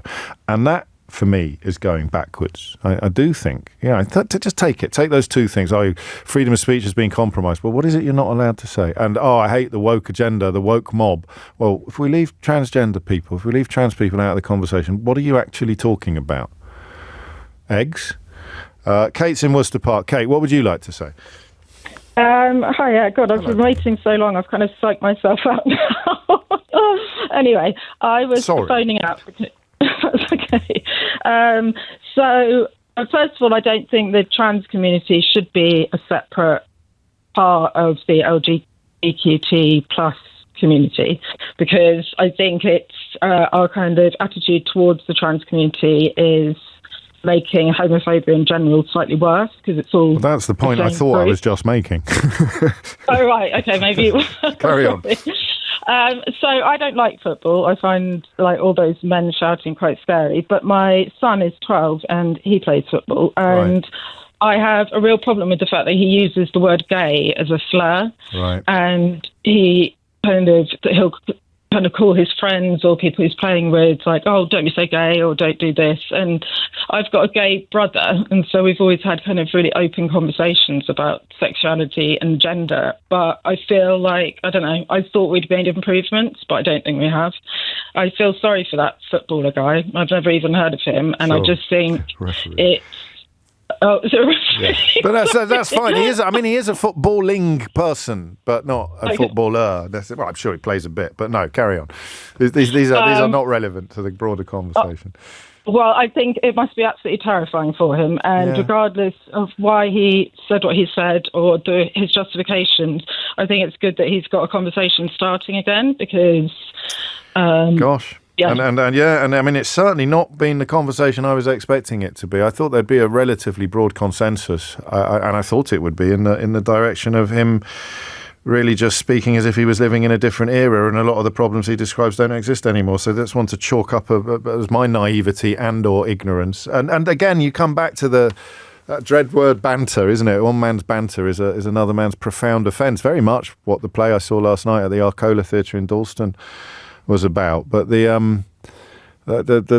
banter hits people differently. So, you know, that there will be some people in that context who don't think there's any harm in it at all, including gay people, and other people who feel it very, very keenly. I don't know how you patrol that. I don't want to say police. I don't know how you reflect that. I'd have thought, and this will also sound naive, generally, if everybody just tried quite hard, not massively hard, but quite hard, not to be offensive, not to be really offensive, based on immutable characteristics as opposed to behaviour, decisions, choices, things that people have done rather than things that people are. But I do think when I hear people saying that Donald Trump is good for freedom of speech, I do think that really all they mean is I'm going to be able to say horrible things again soon. In fact, some of his supporters are quite open about that. That's what freedom of speech means, freedom to lie and freedom to insult, which is not a very happy conclusion to arrive at. The time is 11:46. James O'Brien on LBC. It is 10 to 12. You're listening to James O'Brien on LBC, where the question has morphed a bit. Looking at football and much more varied, even nuanced reactions to the tale of David Coote. The Sun insists on describing as cocaine ref David Coote. Did anyone ever see Cocaine Bear? Did you see it? Was it as good as it sounded? Like, this could be the sequel, Cocaine Ref. Cocaine Bear was a film, well, I don't think you need me to explain what the film was about. It was about a bear that took a load of cocaine and went on a massive rampage. Is that it's not a spoiler, mate. The title makes it pretty clear what else is it going to be about? So, Cocaine Ref David Coote saying I was too scared to come out as gay. I don't think, apart from one listener who went to school with him, actually, Tom in Somerset. I'll read you that message in a moment. There's not an awful lot of sympathy coming in for him, but there is oddly an acknowledgement that it is probably right to be fearful of coming out as gay. It's probably the next stage of the leap. There's some sympathy, to be clear, but the idea that to be frightened of coming out in the world of football because you're worried about the abuse it would expose you to is somehow relevant to getting busted by the Sun for snorting loads of coke and saying disgusting things about Jurgen Klopp and others. Maybe people can't make that leap. Maybe there's no leap to be taken. But the fundamental fear at the heart of the story is not being challenged on the level that I thought it would be. And there it is. This is from Tom, who writes, I went to school with him. It was a very similar school to yours, James, albeit that we're 10 years younger than you. There was another boy in our year called Ben Smith, who was also deeply affected by his sexuality. And I've checked this, so not breaking any confidences. Ben Smith, you may remember, is the lad that ran 401 marathons. And now speaks. He's set up his own foundation, the 401 Foundation, which is a part of his mission to spread the word and to raise awareness of areas such as LGBT plus rights, mental health, and healing through sport. So he's turned what Thomas tells us is his childhood difficulties with regard to sexuality into a mission, a lifelong mission. David is a lovely chap. I'd say. I don't know why you write this. If I was a better man, I'd say David was the least likely boy from our year to have gone off the rails. I can't defend what he has said, but I have nothing but sympathy for him. It's a nice message, that. I'm glad I saw it, Tom. Thank you. 11:52 is the time. Aisha is in Manchester. Aisha, what would you like to say? Hello.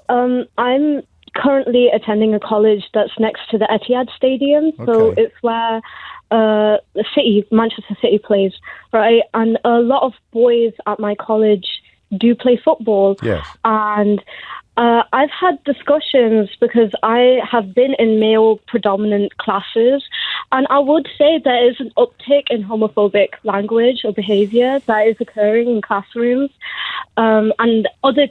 Having discussed this with teachers, my teacher who teaches business, other teachers who teach sport studies that have predominantly male students, have noticed this as well. My teacher specifically made a comment that's saying that when she said these comments are becoming like what she would hear in the early 2000s when she started teaching. Right. And it's not the language I would say an older generation would be familiar with. So instead of gay, for example, it's new slangs such as like zesty. Like we don't hear those typical, or like when you think of a slur towards gay people, it's not the same thing as fruity or fruitcake or queer. No, I hear you. I suppose one of the things that's emerged in the course of this conversation is a difference in motivation. So two people might be using the same words, but Greg, who has been, as a gay man, living this now for decades, points out that when people used these words in the 90s at school, they meant them, and now they don't. So I don't know how helpful this word banter is, but how do you know that the people using the language you describe and your teacher is noting the return of, albeit under different titles? How do we know it speaks of a genuine visceral hatred of homosexuality in the way that it used to do? I would argue that it may not be the exact same homophobia, but it is still homophobic behavior because it's, these guys are emulating like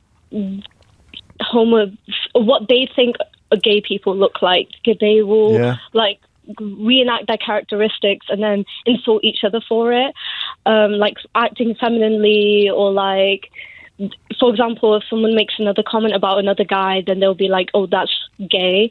But it's also like, I think this being offensive is being put under this umbrella of dark humour. It's being glamorised slightly. It's being glamorised, and it's being given new euphemisms like anti-woke or free speech or how much, and I should know more about this, and I'm embarrassed that I don't. I know about the misogyny element of some of these online influencers like Andrew Tate. Is there homophobia in those spaces as well? I would say it's all sorts of isms. It's prejudice against different races. It's against different classes. It's against transgender people. It is an umbrella. It is like that. That's why they use the word, isn't it? That's what they want. Yeah, anti-woke. And I would say it's like almost a bragging right, where it's like, look at me. I can say this offensive thing, and I'm not scared. But the thing is, even though they acknowledge that in some spaces this is hate speech, they don't get punished usually. Like, these conversations get brought up, they get put into a workshop maybe, but they don't face any real repercussions. And of course this is what Donald Trump's people in America are abolishing, as all the governments and companies follow the abolition of diversity, equality and inclusion programs. Then the circumstances in which you'd even get a workshop get removed, and people start celebrating the return of freedom of speech. And Emma reminds us it doesn't need to be hatred. Contempt is just as bad and has the same effect. So I don't know how helpful it is to draw through distinctions. As Aisha points out, they're just different grades of the same problem, and you can't deny it's a problem. Craig suggests that misogyny is at the heart of homophobia. I think I understand the point that you're making. I certainly struggle to see how you would have one without the other. Martin's in Guildford. Martin, what made you pick up the phone? Hello, James. Hello, I think I'm going to be a bit more held on. I think the more negative I'm going to be, actually. Okay. I don't know what more football can do to help create an environment to make it more comfortable for people to be who they want to be, because they've had the Rainbow Laces campaign, and this year we've had players shun that, and that just belittles the effects that it has to create an open environment in the game. I don't know what the answer is. Maybe it might take a handful of players. Is it? Well, I mean, yeah, it's a good point. I suppose I'm thinking of what Jen said about getting people expelled from the ground for making monkey chants, which, again, some people might be surprised to learn are still going on in 2025. I don't know that is there an equivalent of that for homophobia? Would there be something that was immediately and obviously explicitly bigoted that you could draw a steward's attention to? I'm sure you could. I'm sure there are procedures at clubs and safeguarding. But what would that? I mean, I don't want to break any Ofcom rules, but what would the behaviour be? Yeah. That's the problem. That's why I'm saying I'm kind of agreeing with you when you say what more could they do? Yeah, but I think it's got to create the environment from the other side so that stops happening. So it is acceptable. And then if any comments are made, it's just made to be looked at with such disgust that it's not acceptable anymore. But do we know why the Sheffield the Sheffield United player who refused to wear an armband? I don't know, but the Crystal Palace captain done the same, didn't he? Mark Gay, he done the same. He didn't wear it in the Premier League. Well, that's free. I mean, this is turned into quite a conversation, isn't it? Because is that what they mean when they talk about freedom of speech? I should be free to say I don't accept or approve of gay rights. I don't accept, which is a cigarette paper away from saying I don't approve of gay people. Yeah, and then it makes the whole campaign worthless, effectively. Yeah, and sends a message, that it's subversive or cool, which takes us back to some of the points Aisha was making. Edgy. Is that edgy enough for you? Gosh, there's a lot more here. Well, I'll tell you what has happened, and I know what you're going to say. You're going to say, well, you would say that, wouldn't you? But it is exactly the point I was trying to make about the complacency of thinking that battles are won or that processes are over. The idea, and I will use Roe versus Wade, because if you grew up in the same era I grew up in, and albeit that it was on the other side of the Atlantic, that was such a massive milestone in social progress that he never really conceived of the fact that it might get torn down again. And it has been, of course, and perhaps the same with gay rights, perhaps the same with some of these other areas. And the most depressing element of the conversation is what happens when you ask someone who uses the word woke what they really mean. James O'Brien on LBC. 3 minutes after 12 is the time. All right. I don't know how many people have... I stopped teasing it, didn't I? I don't know how many people are here now because I suggested that I might do the kind of radio phone-in that I normally swear off, and even perhaps occasionally implicitly suggest that presenters who do this sort of phone-in are being lazy and or uninteresting. I am quite tempted to do it. I haven't got a lot to choose from today. I am quite interested.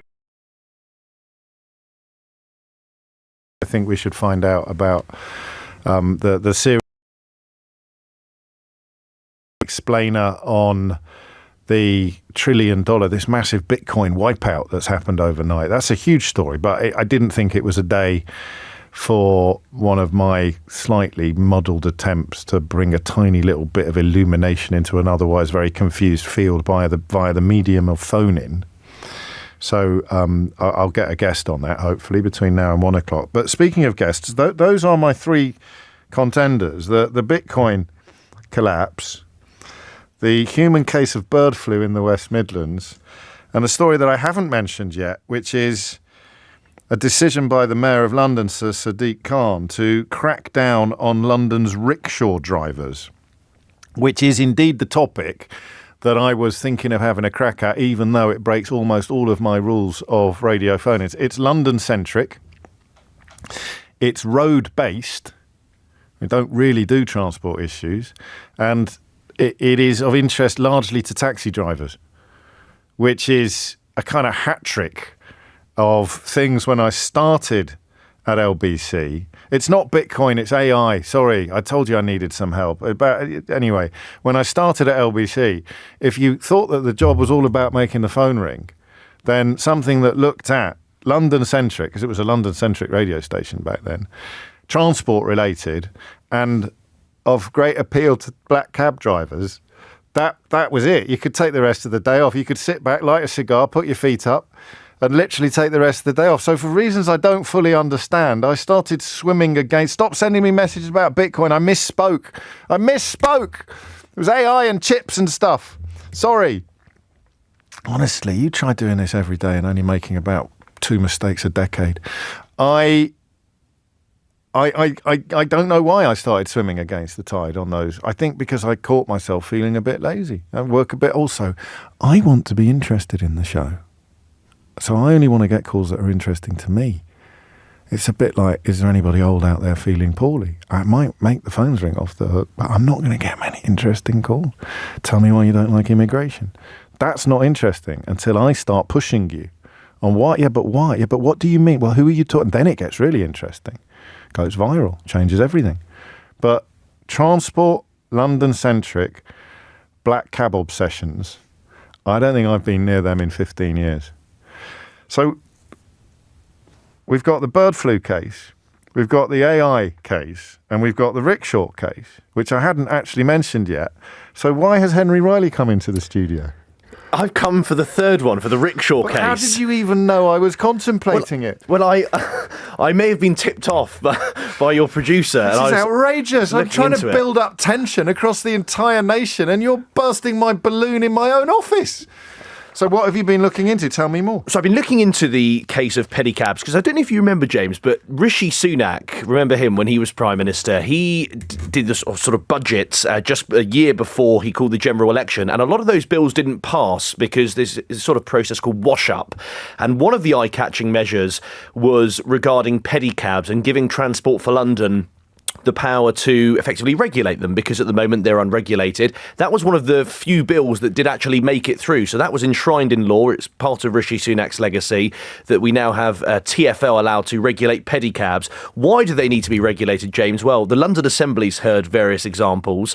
One tourist was charged £300 for a 800-metre long trip from Selfridges to Green Park Station. Another was charged £180 for a 2.5-minute journey, even though an £18 fare had already been agreed. So people are being ripped off left, right and centre on this, to be perfectly honest with you.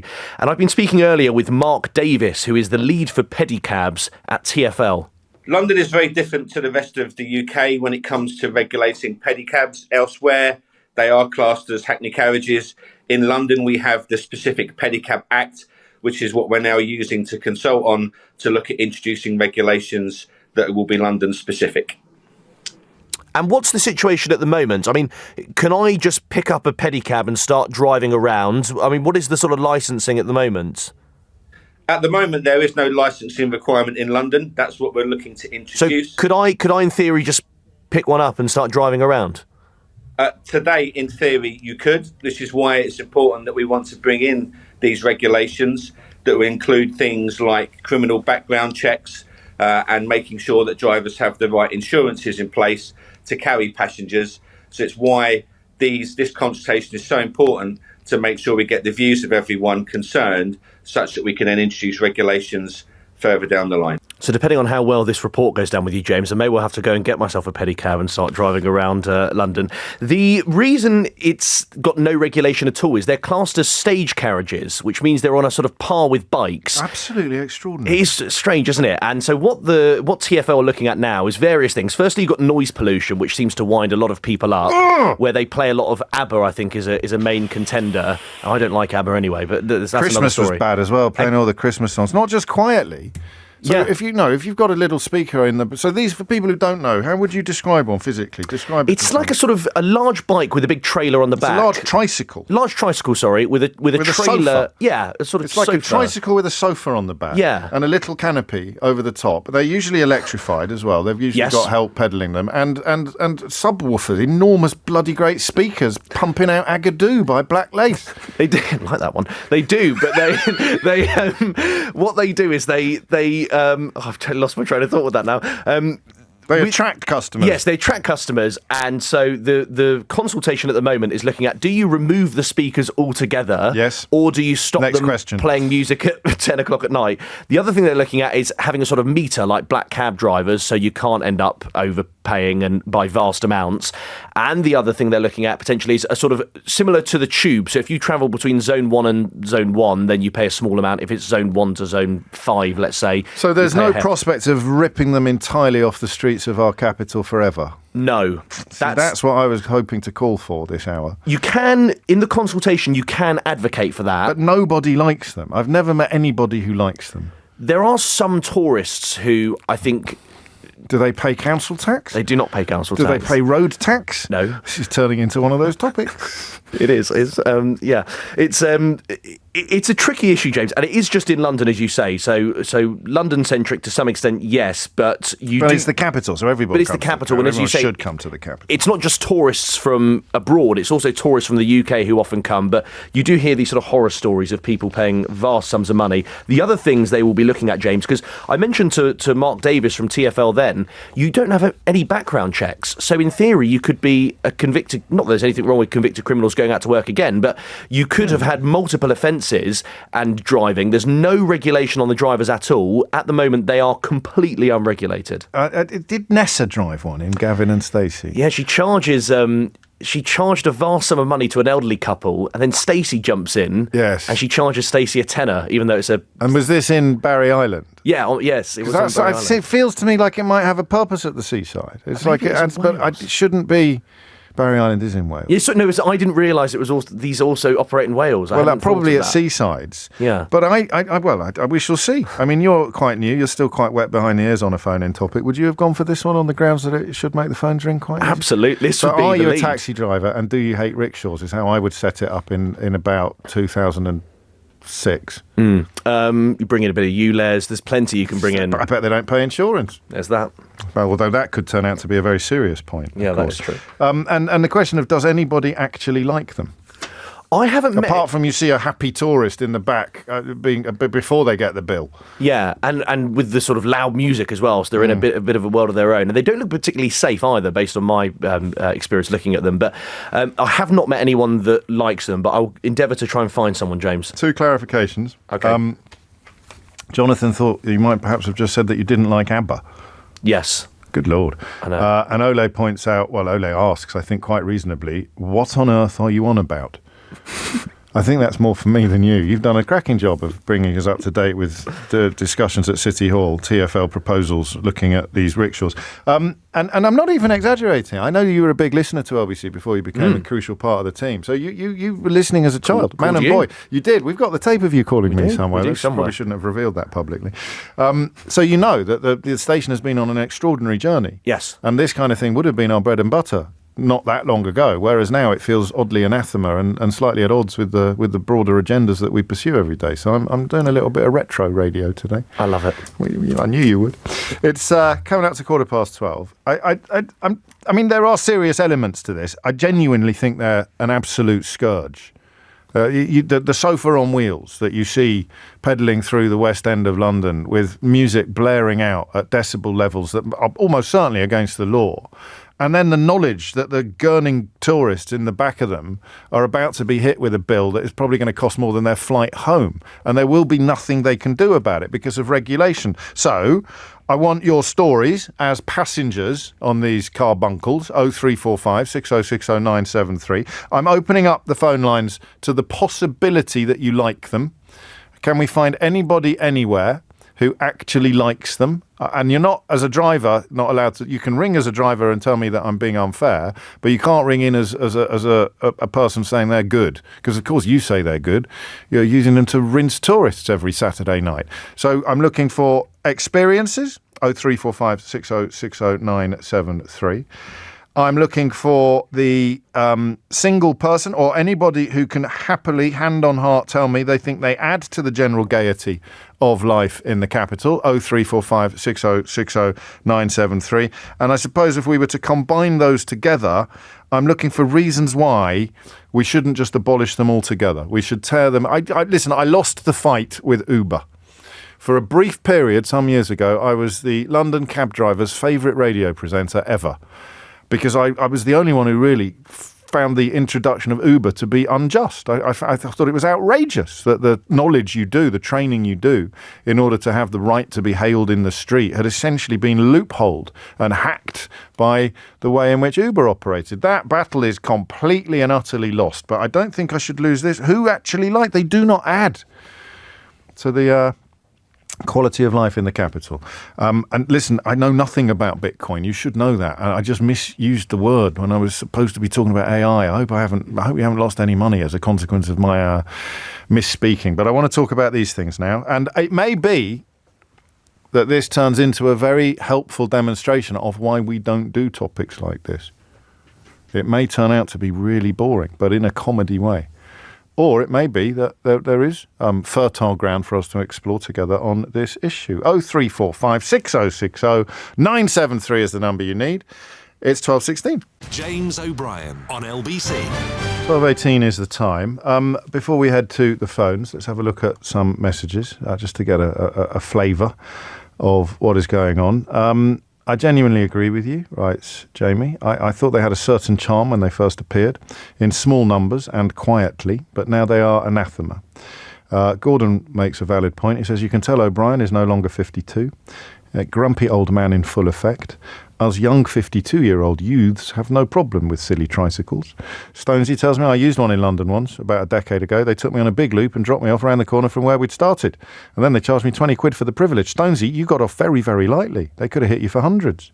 And then just to give you an idea of what I deal with on a daily basis, this is how much I love you, because I have to keep both of these people happy, although in one case I've already failed. So 2 texts in response to the same introduction. This from David. This, James, is going to be the absolute best phone-in you have ever done. More, please. That from Leeds. Mo, meanwhile, in exactly the same moment, both at 12:16, those 2 messages dropped. Mo wrote, yep, turning off now. That is my job. I somehow have to try to keep both of those people happy. David in Leeds with his well-developed sense of mischief and fun, and miserable Mo, who doesn't like listening to, or Mo, who's about to be proven right on this subject. So there is silliness, but there is also seriousness. And if you want to contribute either, then the number you need is 0345 6060 973. Sarah is in Islington. Sarah, what can you tell us? Hi, James. Hello, I'm really pleased that you're talking about this. It means quite a lot to me and my family, because my sister was actually travelling in one of these rickshaws in central London. She picked it up in Leicester Square with a few friends after a bit of a boozy lunch. There you go. And they were, the three girls in their 30s were heading to King's Cross. So it was quite a long journey, probably longer than what they would normally do. And my sister actually fell out of the rickshaw on the Euston Road, which is the main road. Yeah, I know. Well, for people who don't know, that's the big road leading past King's Cross and Euston. Yes, so it's a really, really big, busy road. Luckily, it was quite late at night and the traffic was very low. So it was a very boozy lunch. It was a very boozy lunch. I was presuming this was about 5 o'clock in the afternoon, but if it was quite late at night by the time they tied one on. It was like one of those brunch kind of things, they kind of go on into the evening. Yes. And because they don't have, many of them don't have seat belts. I don't know whether they're designed for 2 or more or whatever, but he fits 3 girls. There's no regulation at all, is there? No, and you're never going to turn down exactly. the possibility of money. And that would, so crikey, anyway, I'm interrupting you when we've just got to the scary bit of the story. So she fell out. She fell out on the road, and then her friends ran over to assist her. She was instantly unconscious and quite seriously injured. And the guy that was taxiing them literally threw their handbags on the floor and just rode off and left them. My sister the air ambulance team had to come to get her because she'd sustained such serious head injuries. And I was actually in South America at the time, and my mum had to phone me to tell me to return home because they didn't think that she was going to make it. I was so worried about her. Yeah, her brain injury was so bad. They were able to kind of stabilise her, and she was in a coma for up to two weeks. Luckily, she has made a full recovery. I did know. I just want to be clear for people listening. I know you know this. I did know that before you started talking. Otherwise, I would have conducted the conversation in a slightly different way. I certainly wouldn't have been casting aspersions on her hospitality habits in the way that I did. No, absolutely. She was really, really lucky, and I think the team at the Royal London were really, really surprised at how well she did recover. The police were really, really useful and really tried their hardest to locate this guy to find out what happened. But because of the lack of regulation and also, unfortunately, CCTV in the area, they weren't really able to locate him. So it's so important because these things really are not safe. Not only are they extorting people on a massive, massive scale, but they are just not safe. Your opinion is going to be completely informed by your experience, but I've never met a Londoner who likes them. No. Why would you? I mean, Exactly. I think they are more pushed towards the tourists or people like my sister and her friends when they've had a good evening and they maybe just want to get home quicker than waiting for a cab. Yes. Because they are just there waiting. So it's just an easy option. But something really, really needs to be done because they shouldn't be allowed to charge the prices that they're charging and put people at risk in the way that they are. And to be clear, she'd had a good day, but she wasn't paralytic or anything like that. No, absolutely not. No, I just want to be clear about that, because if she'd got into a black cab, she would have been fine. That's the other point. These things are, people perhaps can't quite envision what they're like. They are sofas on wheels. You could fall off one of those stone cold sober. This is the thing. They don't really have they're not secure at the side. So he probably shouldn't have had 3 girls in the back. Right. It may have been safer for 2, but he did squeeze three of them in. That could have been why, because it was maybe a little bit more packed at the back. But they're not big girls. But either way, no, it's an absolute shocker. No insurance, no vehicle inspections, nothing. No criminal background checks, no remote interest. Black cab drivers, who I have an enormous soft spot for. If you leave something in the back of the cab, they'll drop it off at the nearest police station. There's a sense of community, a sense of social responsibility among the black cab driving community. I'm not suggesting for a minute that they're all saints or that some of the conversations that we might have had over the years can't sometimes veer into the unpleasant. But that notion of being part of the city's infrastructure is completely absent from these carbuncles. And when I was a kid coming into London from Kidderminster, getting in the back of a black cab was every bit as exciting and as novel as getting into one of these stupid vehicles. 25 minutes after 12 is the time. Nobody likes them. I am going to find out more for you about that story regarding AI, the intervention in the market by a small Chinese company that has seen $1 trillion wiped off the value of some US tech companies. It's such a mad story. It can't be phoned in because I know nothing about it. I don't even know enough about it to tell you how little I know about it. But we will find out more about that. And I am also drawn to the tale of the first human case of bird flu appearing in the West Midlands. But we're sticking with this for the time being. Richard is in Ealing. Richard, what would you like to say? Hey, James, how are you? This is a bit more light-hearted after your previous caller. I'm glad her it had a happy ending. I wouldn't have done it. Well, I would have done it, but I wouldn't have handled it in the way that I did if it didn't have a happy ending. No, it was a relief. Well, this one, my wife and daughter, I got them tickets to go see ballet shoes at the National Theatre. Oh, lovely. Yeah. And, which I know you did a little talk there the other day. That's exactly right. I did. There's a piece about it in the big issue today, which you've just given me an opportunity to mention. So thank you for that. It's a wonderful production. Pleasure. Wonderful production. Yeah, they absolutely, they loved it. My daughter's 8. And they went out afterwards, they got some food, and then they thought they'd have a bit more fun. And they saw one of those rickshaws. And my daughter thought, that looks fun, that looks nice. So they jumped in, and they rode around for about 5-10 minutes. And they got back up to Piccadilly Circus. And then the guy tried to charge them between, I think it was between £180 and £200. Unbelievable. And my wife, who doesn't like confrontation, but she has a very keen sense of injustice, she just burst out laughing. Good for her. He just started laughing. And this guy held up a little laminated piece of paper with all sorts of terms and conditions, and he sort of pointed to it half-heartedly and he said, here it is, you have to pay. And she just kept laughing. My daughter was very, very worried because she's a bit of a rule. She's a bit of a rule follower. She's like, "Mummy, you've got to pay the man." Yes. She went, "No, absolutely no chance." Yeah, and she gave him. I think she gave him 20 quid in the end, and she went, "That's all I'm going to give you." So, if he asks everyone for 200 quid, he only needs about 2 hits a day. Yeah, or one hit a day for it to become a very lucrative way of spending a day, and he gets a normal fare, or he gets 20 quid or whatever off everybody else who sees through his nonsense. Exactly. But I hope we see the back of them soon because, as you say, well, except for the fact that your daughter really liked it, so maybe we're going to end up being all flipping centrist about it and concluding at the end of this conversation that actually, if they're properly regulated, they perhaps do add to the general gaiety of the capital. Potentially. If you were doing their PR, you could call them the gondolas of London. Well, I wish you luck with your PR campaign. I think it's going to be great. That'll be 50 grand. Coming up to 12:29, you're listening to James O'Brien on LBC.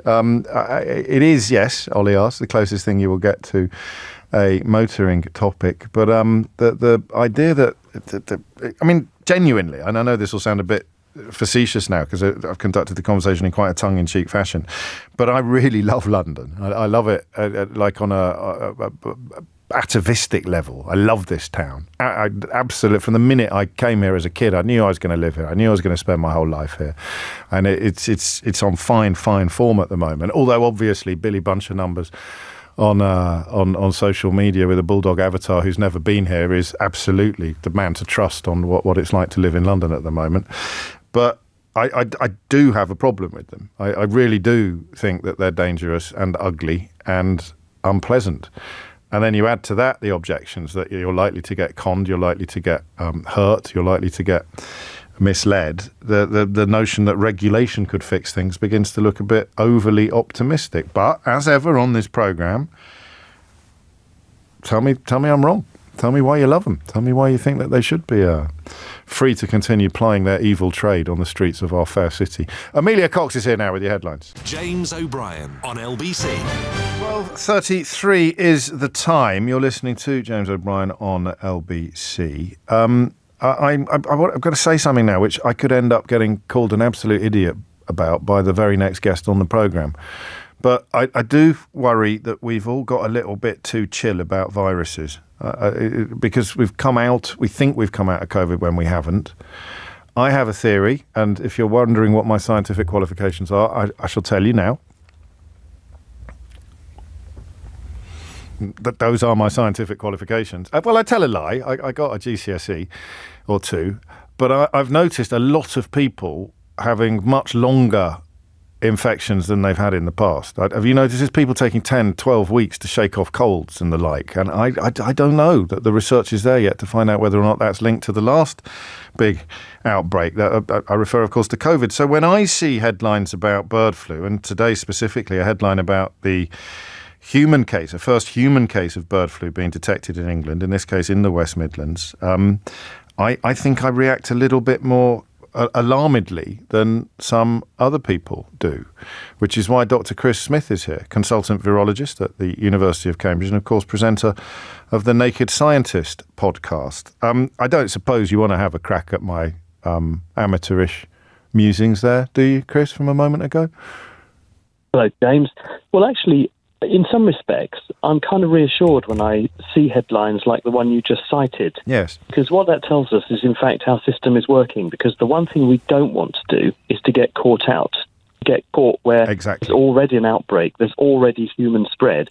What we want to see is reports that someone with close contact to the source of the infection, in this case birds, has been detected and has been isolated and is being treated. So that's kind of telling us that the system, the scrutiny, the surveillance that is absolutely crucial is working. The bigger picture is, obviously, this is a risk. The rate at which these sorts of new infections are appearing is intensifying, and that's because there are, quite frankly, more of us on Earth. There's about 30% more of us than there were 2 decades ago. Right. We're travelling more. We live in higher population densities. And when you bring to bear other factors like population displacement because of climate change, bad weather, wars, poverty, and so on, this means that we're more mobile as a race than we've ever been before, and we're moving our infections with us, but also moving animals as well. And this all feeds into the likelihood of new infections emerging, including things like bird flu. And we've come through a huge outbreak of bird flu in the last few years. Literally millions of birds have caught it and died around the world. And in some places it has settled, established itself, and is now posing a greater threat. And one of them is in America, actually, where it's stopped being a bird flu virus and has become a cow virus. It's spreading in milking parlours. Good Lord. And also getting into wild cats and things. So the system is working, but the risk hasn't gone away. And you're quite right. It is scary. We do need to be careful. We mustn't be complacent. What is the system in a sort of, not a nutshell necessarily, but in a relatively brief explanation? Because this would be linked to the restrictions that have been imposed in Shropshire, I presume. The system is that there are healthcare monitoring networks, both nationally but also internationally. And things like COVID tell us the importance of talking to each other to make sure that we're all in contact. Everyone's got eyes and ears on the ground. Because the vast majority of new infections and new threats, COVID was a completely new infection anyone had ever seen before. It might have come from a lab, but it might have come from a bat. We don't know, but ultimately it did originally in animals, and 75% of new infections do. So as we have more people, more movement, more interfaces between us and animals, there are more prospects for infections to jump out of animals and into us and then go around the world. So the system is, we keep tabs on who's got what, where they're going, and we're infecting with it. So we share that data. So that would involve make sure we stay one step ahead. Regular veterinary checks on flocks, and then in the event of anything being found, very swift checks on any humans who've come into regular contact with an infected flock or with an infected bird. That's right. I mean, there's a whole idea of something called One Health, where to view human health as in a bubble separate from the world's environment and animal health and so on leads us in the wrong direction, because what they've got we can get, and what we can get we can give to them, and the whole thing is interconnected. So we have to make sure we keep an eye on everything, and this includes animals, it includes animal husbandry, animal movements, and people movements and people healthcare. Exactly, and again, to pour oil on the waters, bird to human transition is rare, but human to human transition is, I think, unheard of at this stage.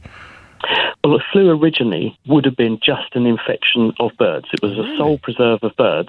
What, normal flu? Once the human population got big enough, that was probably a couple of thousand years ago, we had enough people on Earth, also domesticating aquatic birds. It enabled the flu to jump out of birds and get into people, and then adapt to people and begin to spread. And so we've then had this parallel track for the last few thousand years of human flu, which causes seasonal outbreaks, epidemics, and bird flu, which affects birds and causes epidemics in them.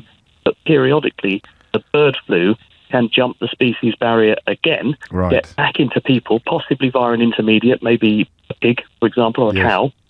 And then when it's in people, it then humanizes again and starts a new flu outbreak. But the thing with that is that it's a flu that no one has ever seen before, because it was originally just a bird virus, and that's a pandemic. So that's why we get pandemics roughly every 30 years. And we have had a crash course in recent years on precisely what happens when it's a virus that we've never seen before, or flu that we've never seen before. I before you go, I don't want to make light of the impact on farmers. I mean, because we're essentially coming at this from the system is working and there's no major cause for concern for humans yet. But for farmers, it's terrifying.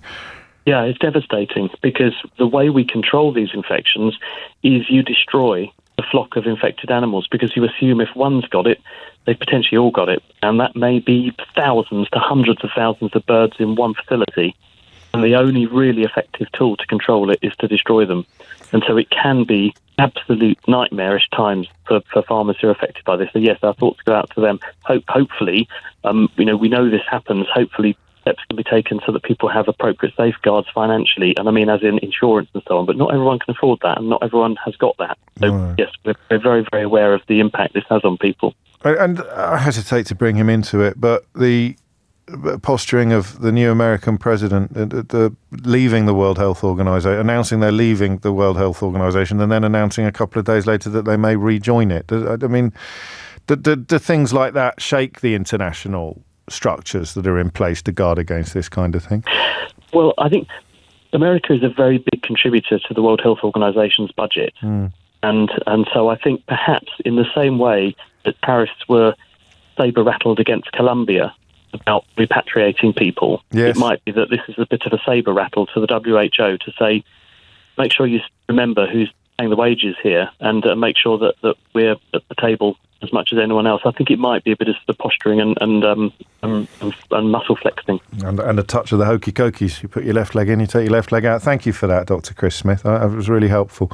Part of the world I know very well is where this outbreak has happened as well. So Chris, a consultant virologist at Cambridge University, presenter of the Naked Scientist podcast. 12:41 is the time. Back to the conversation. Rickshaws, pedicabs, sofas on wheels is what they are, entirely unregulated and profoundly dangerous. The symptoms, a couple of you are asking, would be more or less indistinguishable from a really bad cold not a really bad cold, from regular flu and or COVID. It doesn't spread easily between humans. As Chris just explained, there are warnings it could mutate to become more transmissible from birds to humans. There's an H5 vaccine which protects against bird flu. The government have recently added it to its stockpile. But unless you are in frequent and serious contact with birds found to have been affected, then there would be no particular concern for you.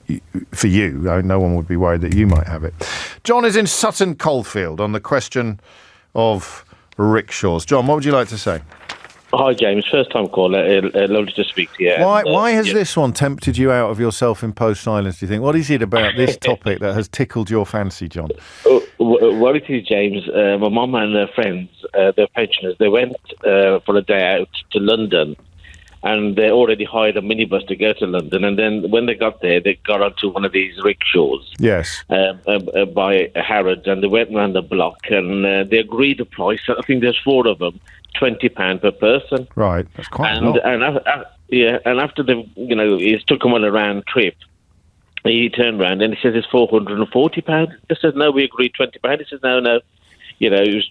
So anyways, there was 2 guys. They sort of intimidated them, and they made them go to a cash machine. And I said, why didn't you call the police? Why didn't you call me? And he made them take out £400. Oh no. And so they ended up paying £440. And to be honest with you, she was so upset when she come back. Of course she was. The whole day. Of course she was. What did she say? Why didn't they contact the police or just? I think they got scared because these guys were young and they sort of intimidated them. Yes. And then I think they got really, really scared. And, and he actually took them to I couldn't believe that. He took them to a cash machine and made them take the money out. Yeah, but I can believe that because that's an MO. That's something they've done before many, many times. It's like Richard's wife just laughing when they said £200. So they're probably not even going to get that stroppy because they're just trying it with absolutely everybody. And some people will roll over like your mum did because the last thing she wants to do is have a scrap. She's away from home. Just one question, though, John. Yes. What would you have done if she had rung you? I can understand why she might have rung the police, but you were still in Sutton Coldfield. Yeah, but I would have said to ring the police or ring TLF. Of course you would. TLF. TFL. Yeah, TFL. Don't. You can't tell her to ring TLF. That would have been no bloody use at all. But I would have MFI. Do not pay her. Hello, is that MFI? I've got a complaint about a rickshaw driver. No, you're absolutely right. I'm just going to check with the police, or I'm just going to check with the Transport Commissioner, or I'm just going. And they'll be like, oh no, that's fine. You carry on, madam. Yeah, and that's ruined her trip to London, which is where I'm coming from as a Londoner. Adopted, admittedly, I wasn't born here. I want people to come to London from the Midlands and feel like I did when I came to London from the Midlands when I was a kid. It's like Dick Whittington stuff. The streets are paved with gold, and it's exciting and magical and wonderful. And she's gone home feeling robbed and unhappy. Yeah, exactly. And I said to her, look, next time I'll take you to London and I'll take you round. Exactly, not in a rickshaw. Get in a nice London black cab. 12:45 is the time. Or get on a nice bus. Nice red bus. You're listening to James O'Brien on LBC. James O'Brien on LBC. 12:48 is the time. 2 headlines today several headlines that caught my eye, but 2 that were particularly alarming and yet not necessarily ones that would lend themselves to phone-ins. That's why we just got a bit of a masterclass on bird flu, and it's why we turn now to Tim Bradshaw, the global tech correspondent at the Financial Times, and ask what happened. $1 trillion wiped off the value of global technology stocks yesterday, including, and you will correct me if I'm wrong, Tim, one company, the computer chip manufacturer NVIDIA, losing more in one day than any other company in history, and it's a sum comparable to, I read somewhere, to the annual budget of Sweden. What happened?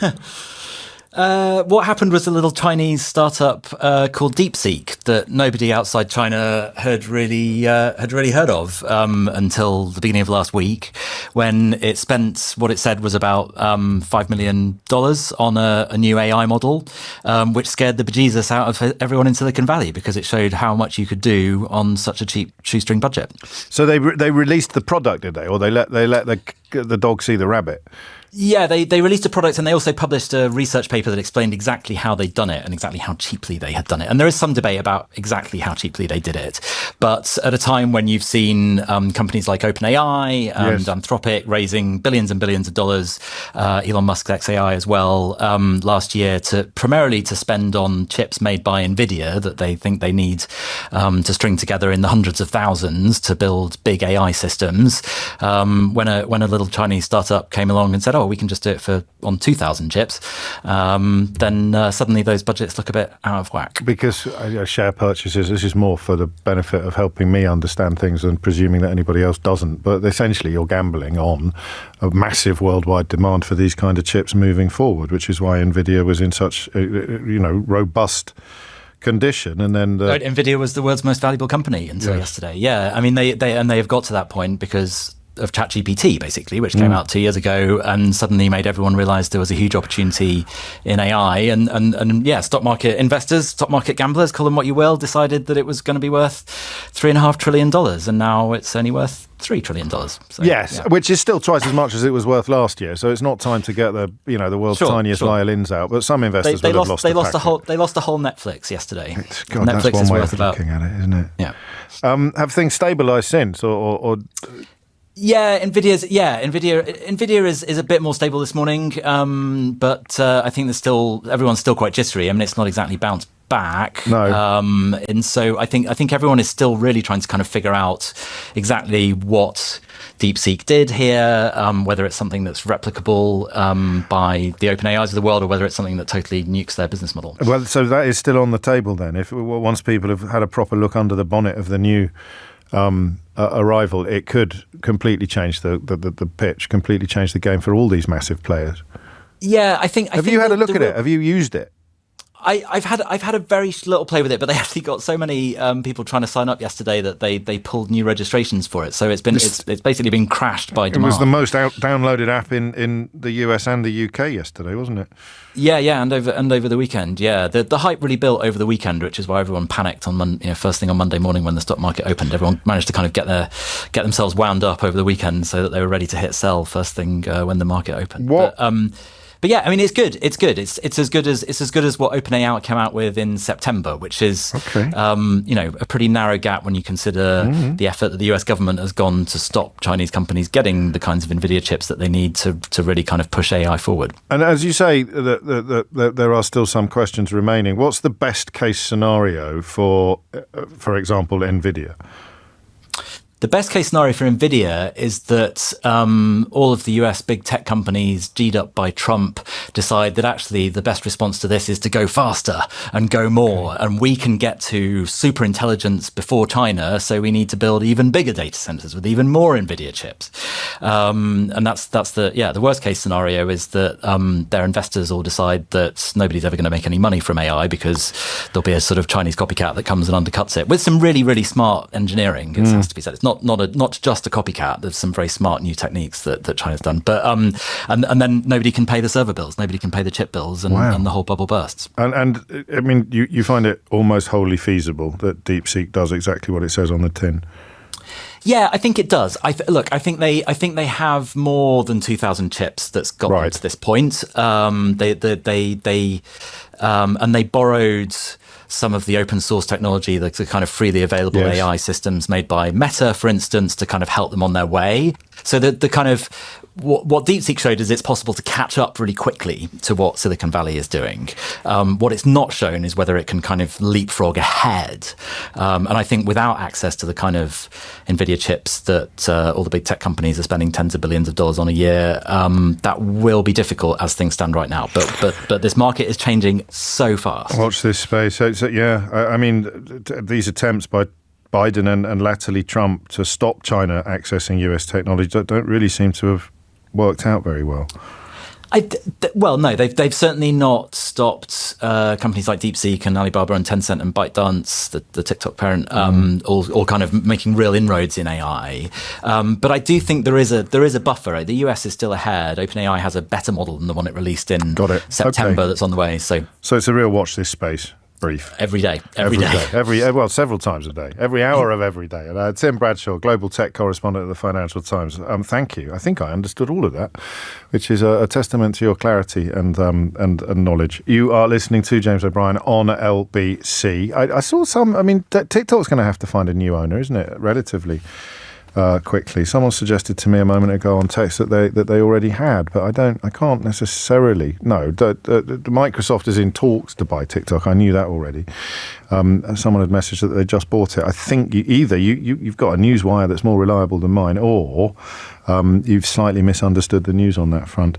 Don't forget, hearing about people jumping into rickshaws in Leicester Square. I'm in Leicester Square on the 10th of February doing a one-off live recording of Full Disclosure with the inimitable Carol Vorderman. Still a few tickets left, and all proceeds going to Make Some Noise. So if you fancy a night out on Monday the 10th of February, and by the way, I won't be on the radio that day, so if you're getting withdrawal symptoms, it's a perfect way to address them.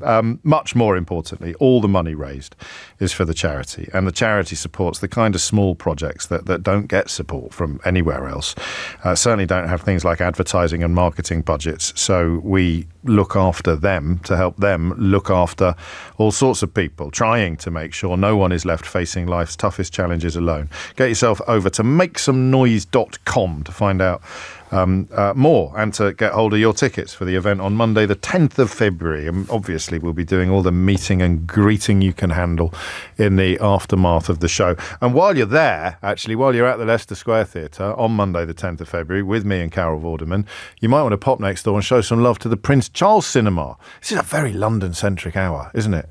The Prince Charles Cinema, which is one of London's finest picture houses. I think it's in fact Quentin Tarantino's favourite cinema, and it's now under threat.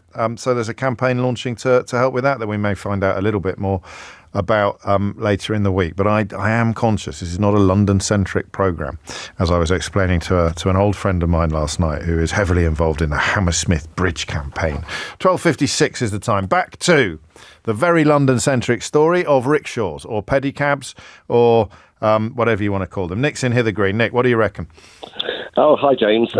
Absolutely amazing to be talking to you. Anyway, it's going to be an anticlimax now, Nick. I guarantee. I doubt it either. I'm a cyclist. I'm also a Strava artist, so I use my bicycle to draw things with my GPS, and I use cycle paths, and I use the roads on a daily basis, and these wonderful, expensive cycle paths that have been put in place are not wide enough to take a tuk-tuk, especially two tuk-tuks coming towards you when you're cycling down them. I really do believe they should be made to ride on the road like a motorcycle or a small car. Well, that's not fair on the roads.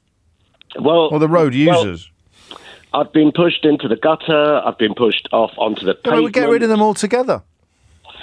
Well, yeah, I would like to, but quite honestly, with all the paraphernalia going on and all the noise, but they should not be taking up the entire cycle pass. And this is with the. I see you've come on and you've said something very lovely about being excited to come on the show, and we've kind of squeezed an hour out of this old nonsense. Go on then. and that is precisely the kind of comment that is why I don't do topics like this, because I know that you're right and it's interesting and you care passionately about it. Yeah. But they keep squeezing. So you're trying to make art cycling around so that the map draws a picture. It's actually quite fun. Where can I find that? Let me see. Let me give you a free plug for your art before I insult you. Okay. All right. It's Nico NICO _ Giorgio GEORGIOU. Lovely.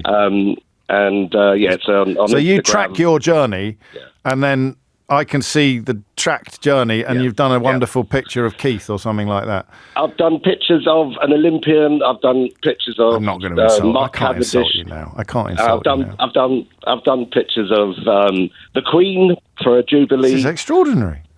And are they is it only you that can see the Queen in these pictures that you do, or would a normally equipped individual also be able to recognise the subjects of your art? No, I've been voted the world's best Strava artist. So I've been on the BBC. I've been on the BBC. I've been on the radio. I've been numerous things. Well, I tell you, that's me. And that. Oh no, you've done me. You've completely done. Because I was going to. I decided I wasn't going to insult you for being boring because. I just didn't want to be that kind of person anymore. But then you've actually ended up being really interesting. Well, Look, just to tell you, I use the road on a daily basis. No, this is boring again. This is boring again. I use the road on a daily basis. They push me into the gutter. That's all boring. They don't have insurance. But you've invented the world's biggest Etch-a-Sketch. Pretty much. That's really... Why didn't you open with that? Come and join me. I'm doing one for... Go on.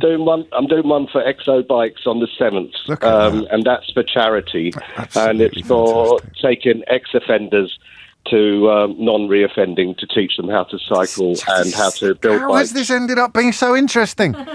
Absolutely ridiculous. And of course, by day, you are a fashion designer, Nico. Oh, you know. Okay, there you are. No, Eleanor just found you. You just gave me the flipping underscore. We just looked it up. That's what we do. It's called journalism. Mind how you go. It is 1 o'clock. I'm late. Vanessa Phelps is here. You may have heard. If you missed any of today's show, listen back on Catch Up on Global Player, pause, rewind, live radio, podcast galore, including James O'Brien Daily, the 60-minute special. Download it now for free from your app store. Tom Sorbitt with you at 4. Vanessa Phelps with you now, standing in for Sheila Fogarty. James O'Brien on LBC.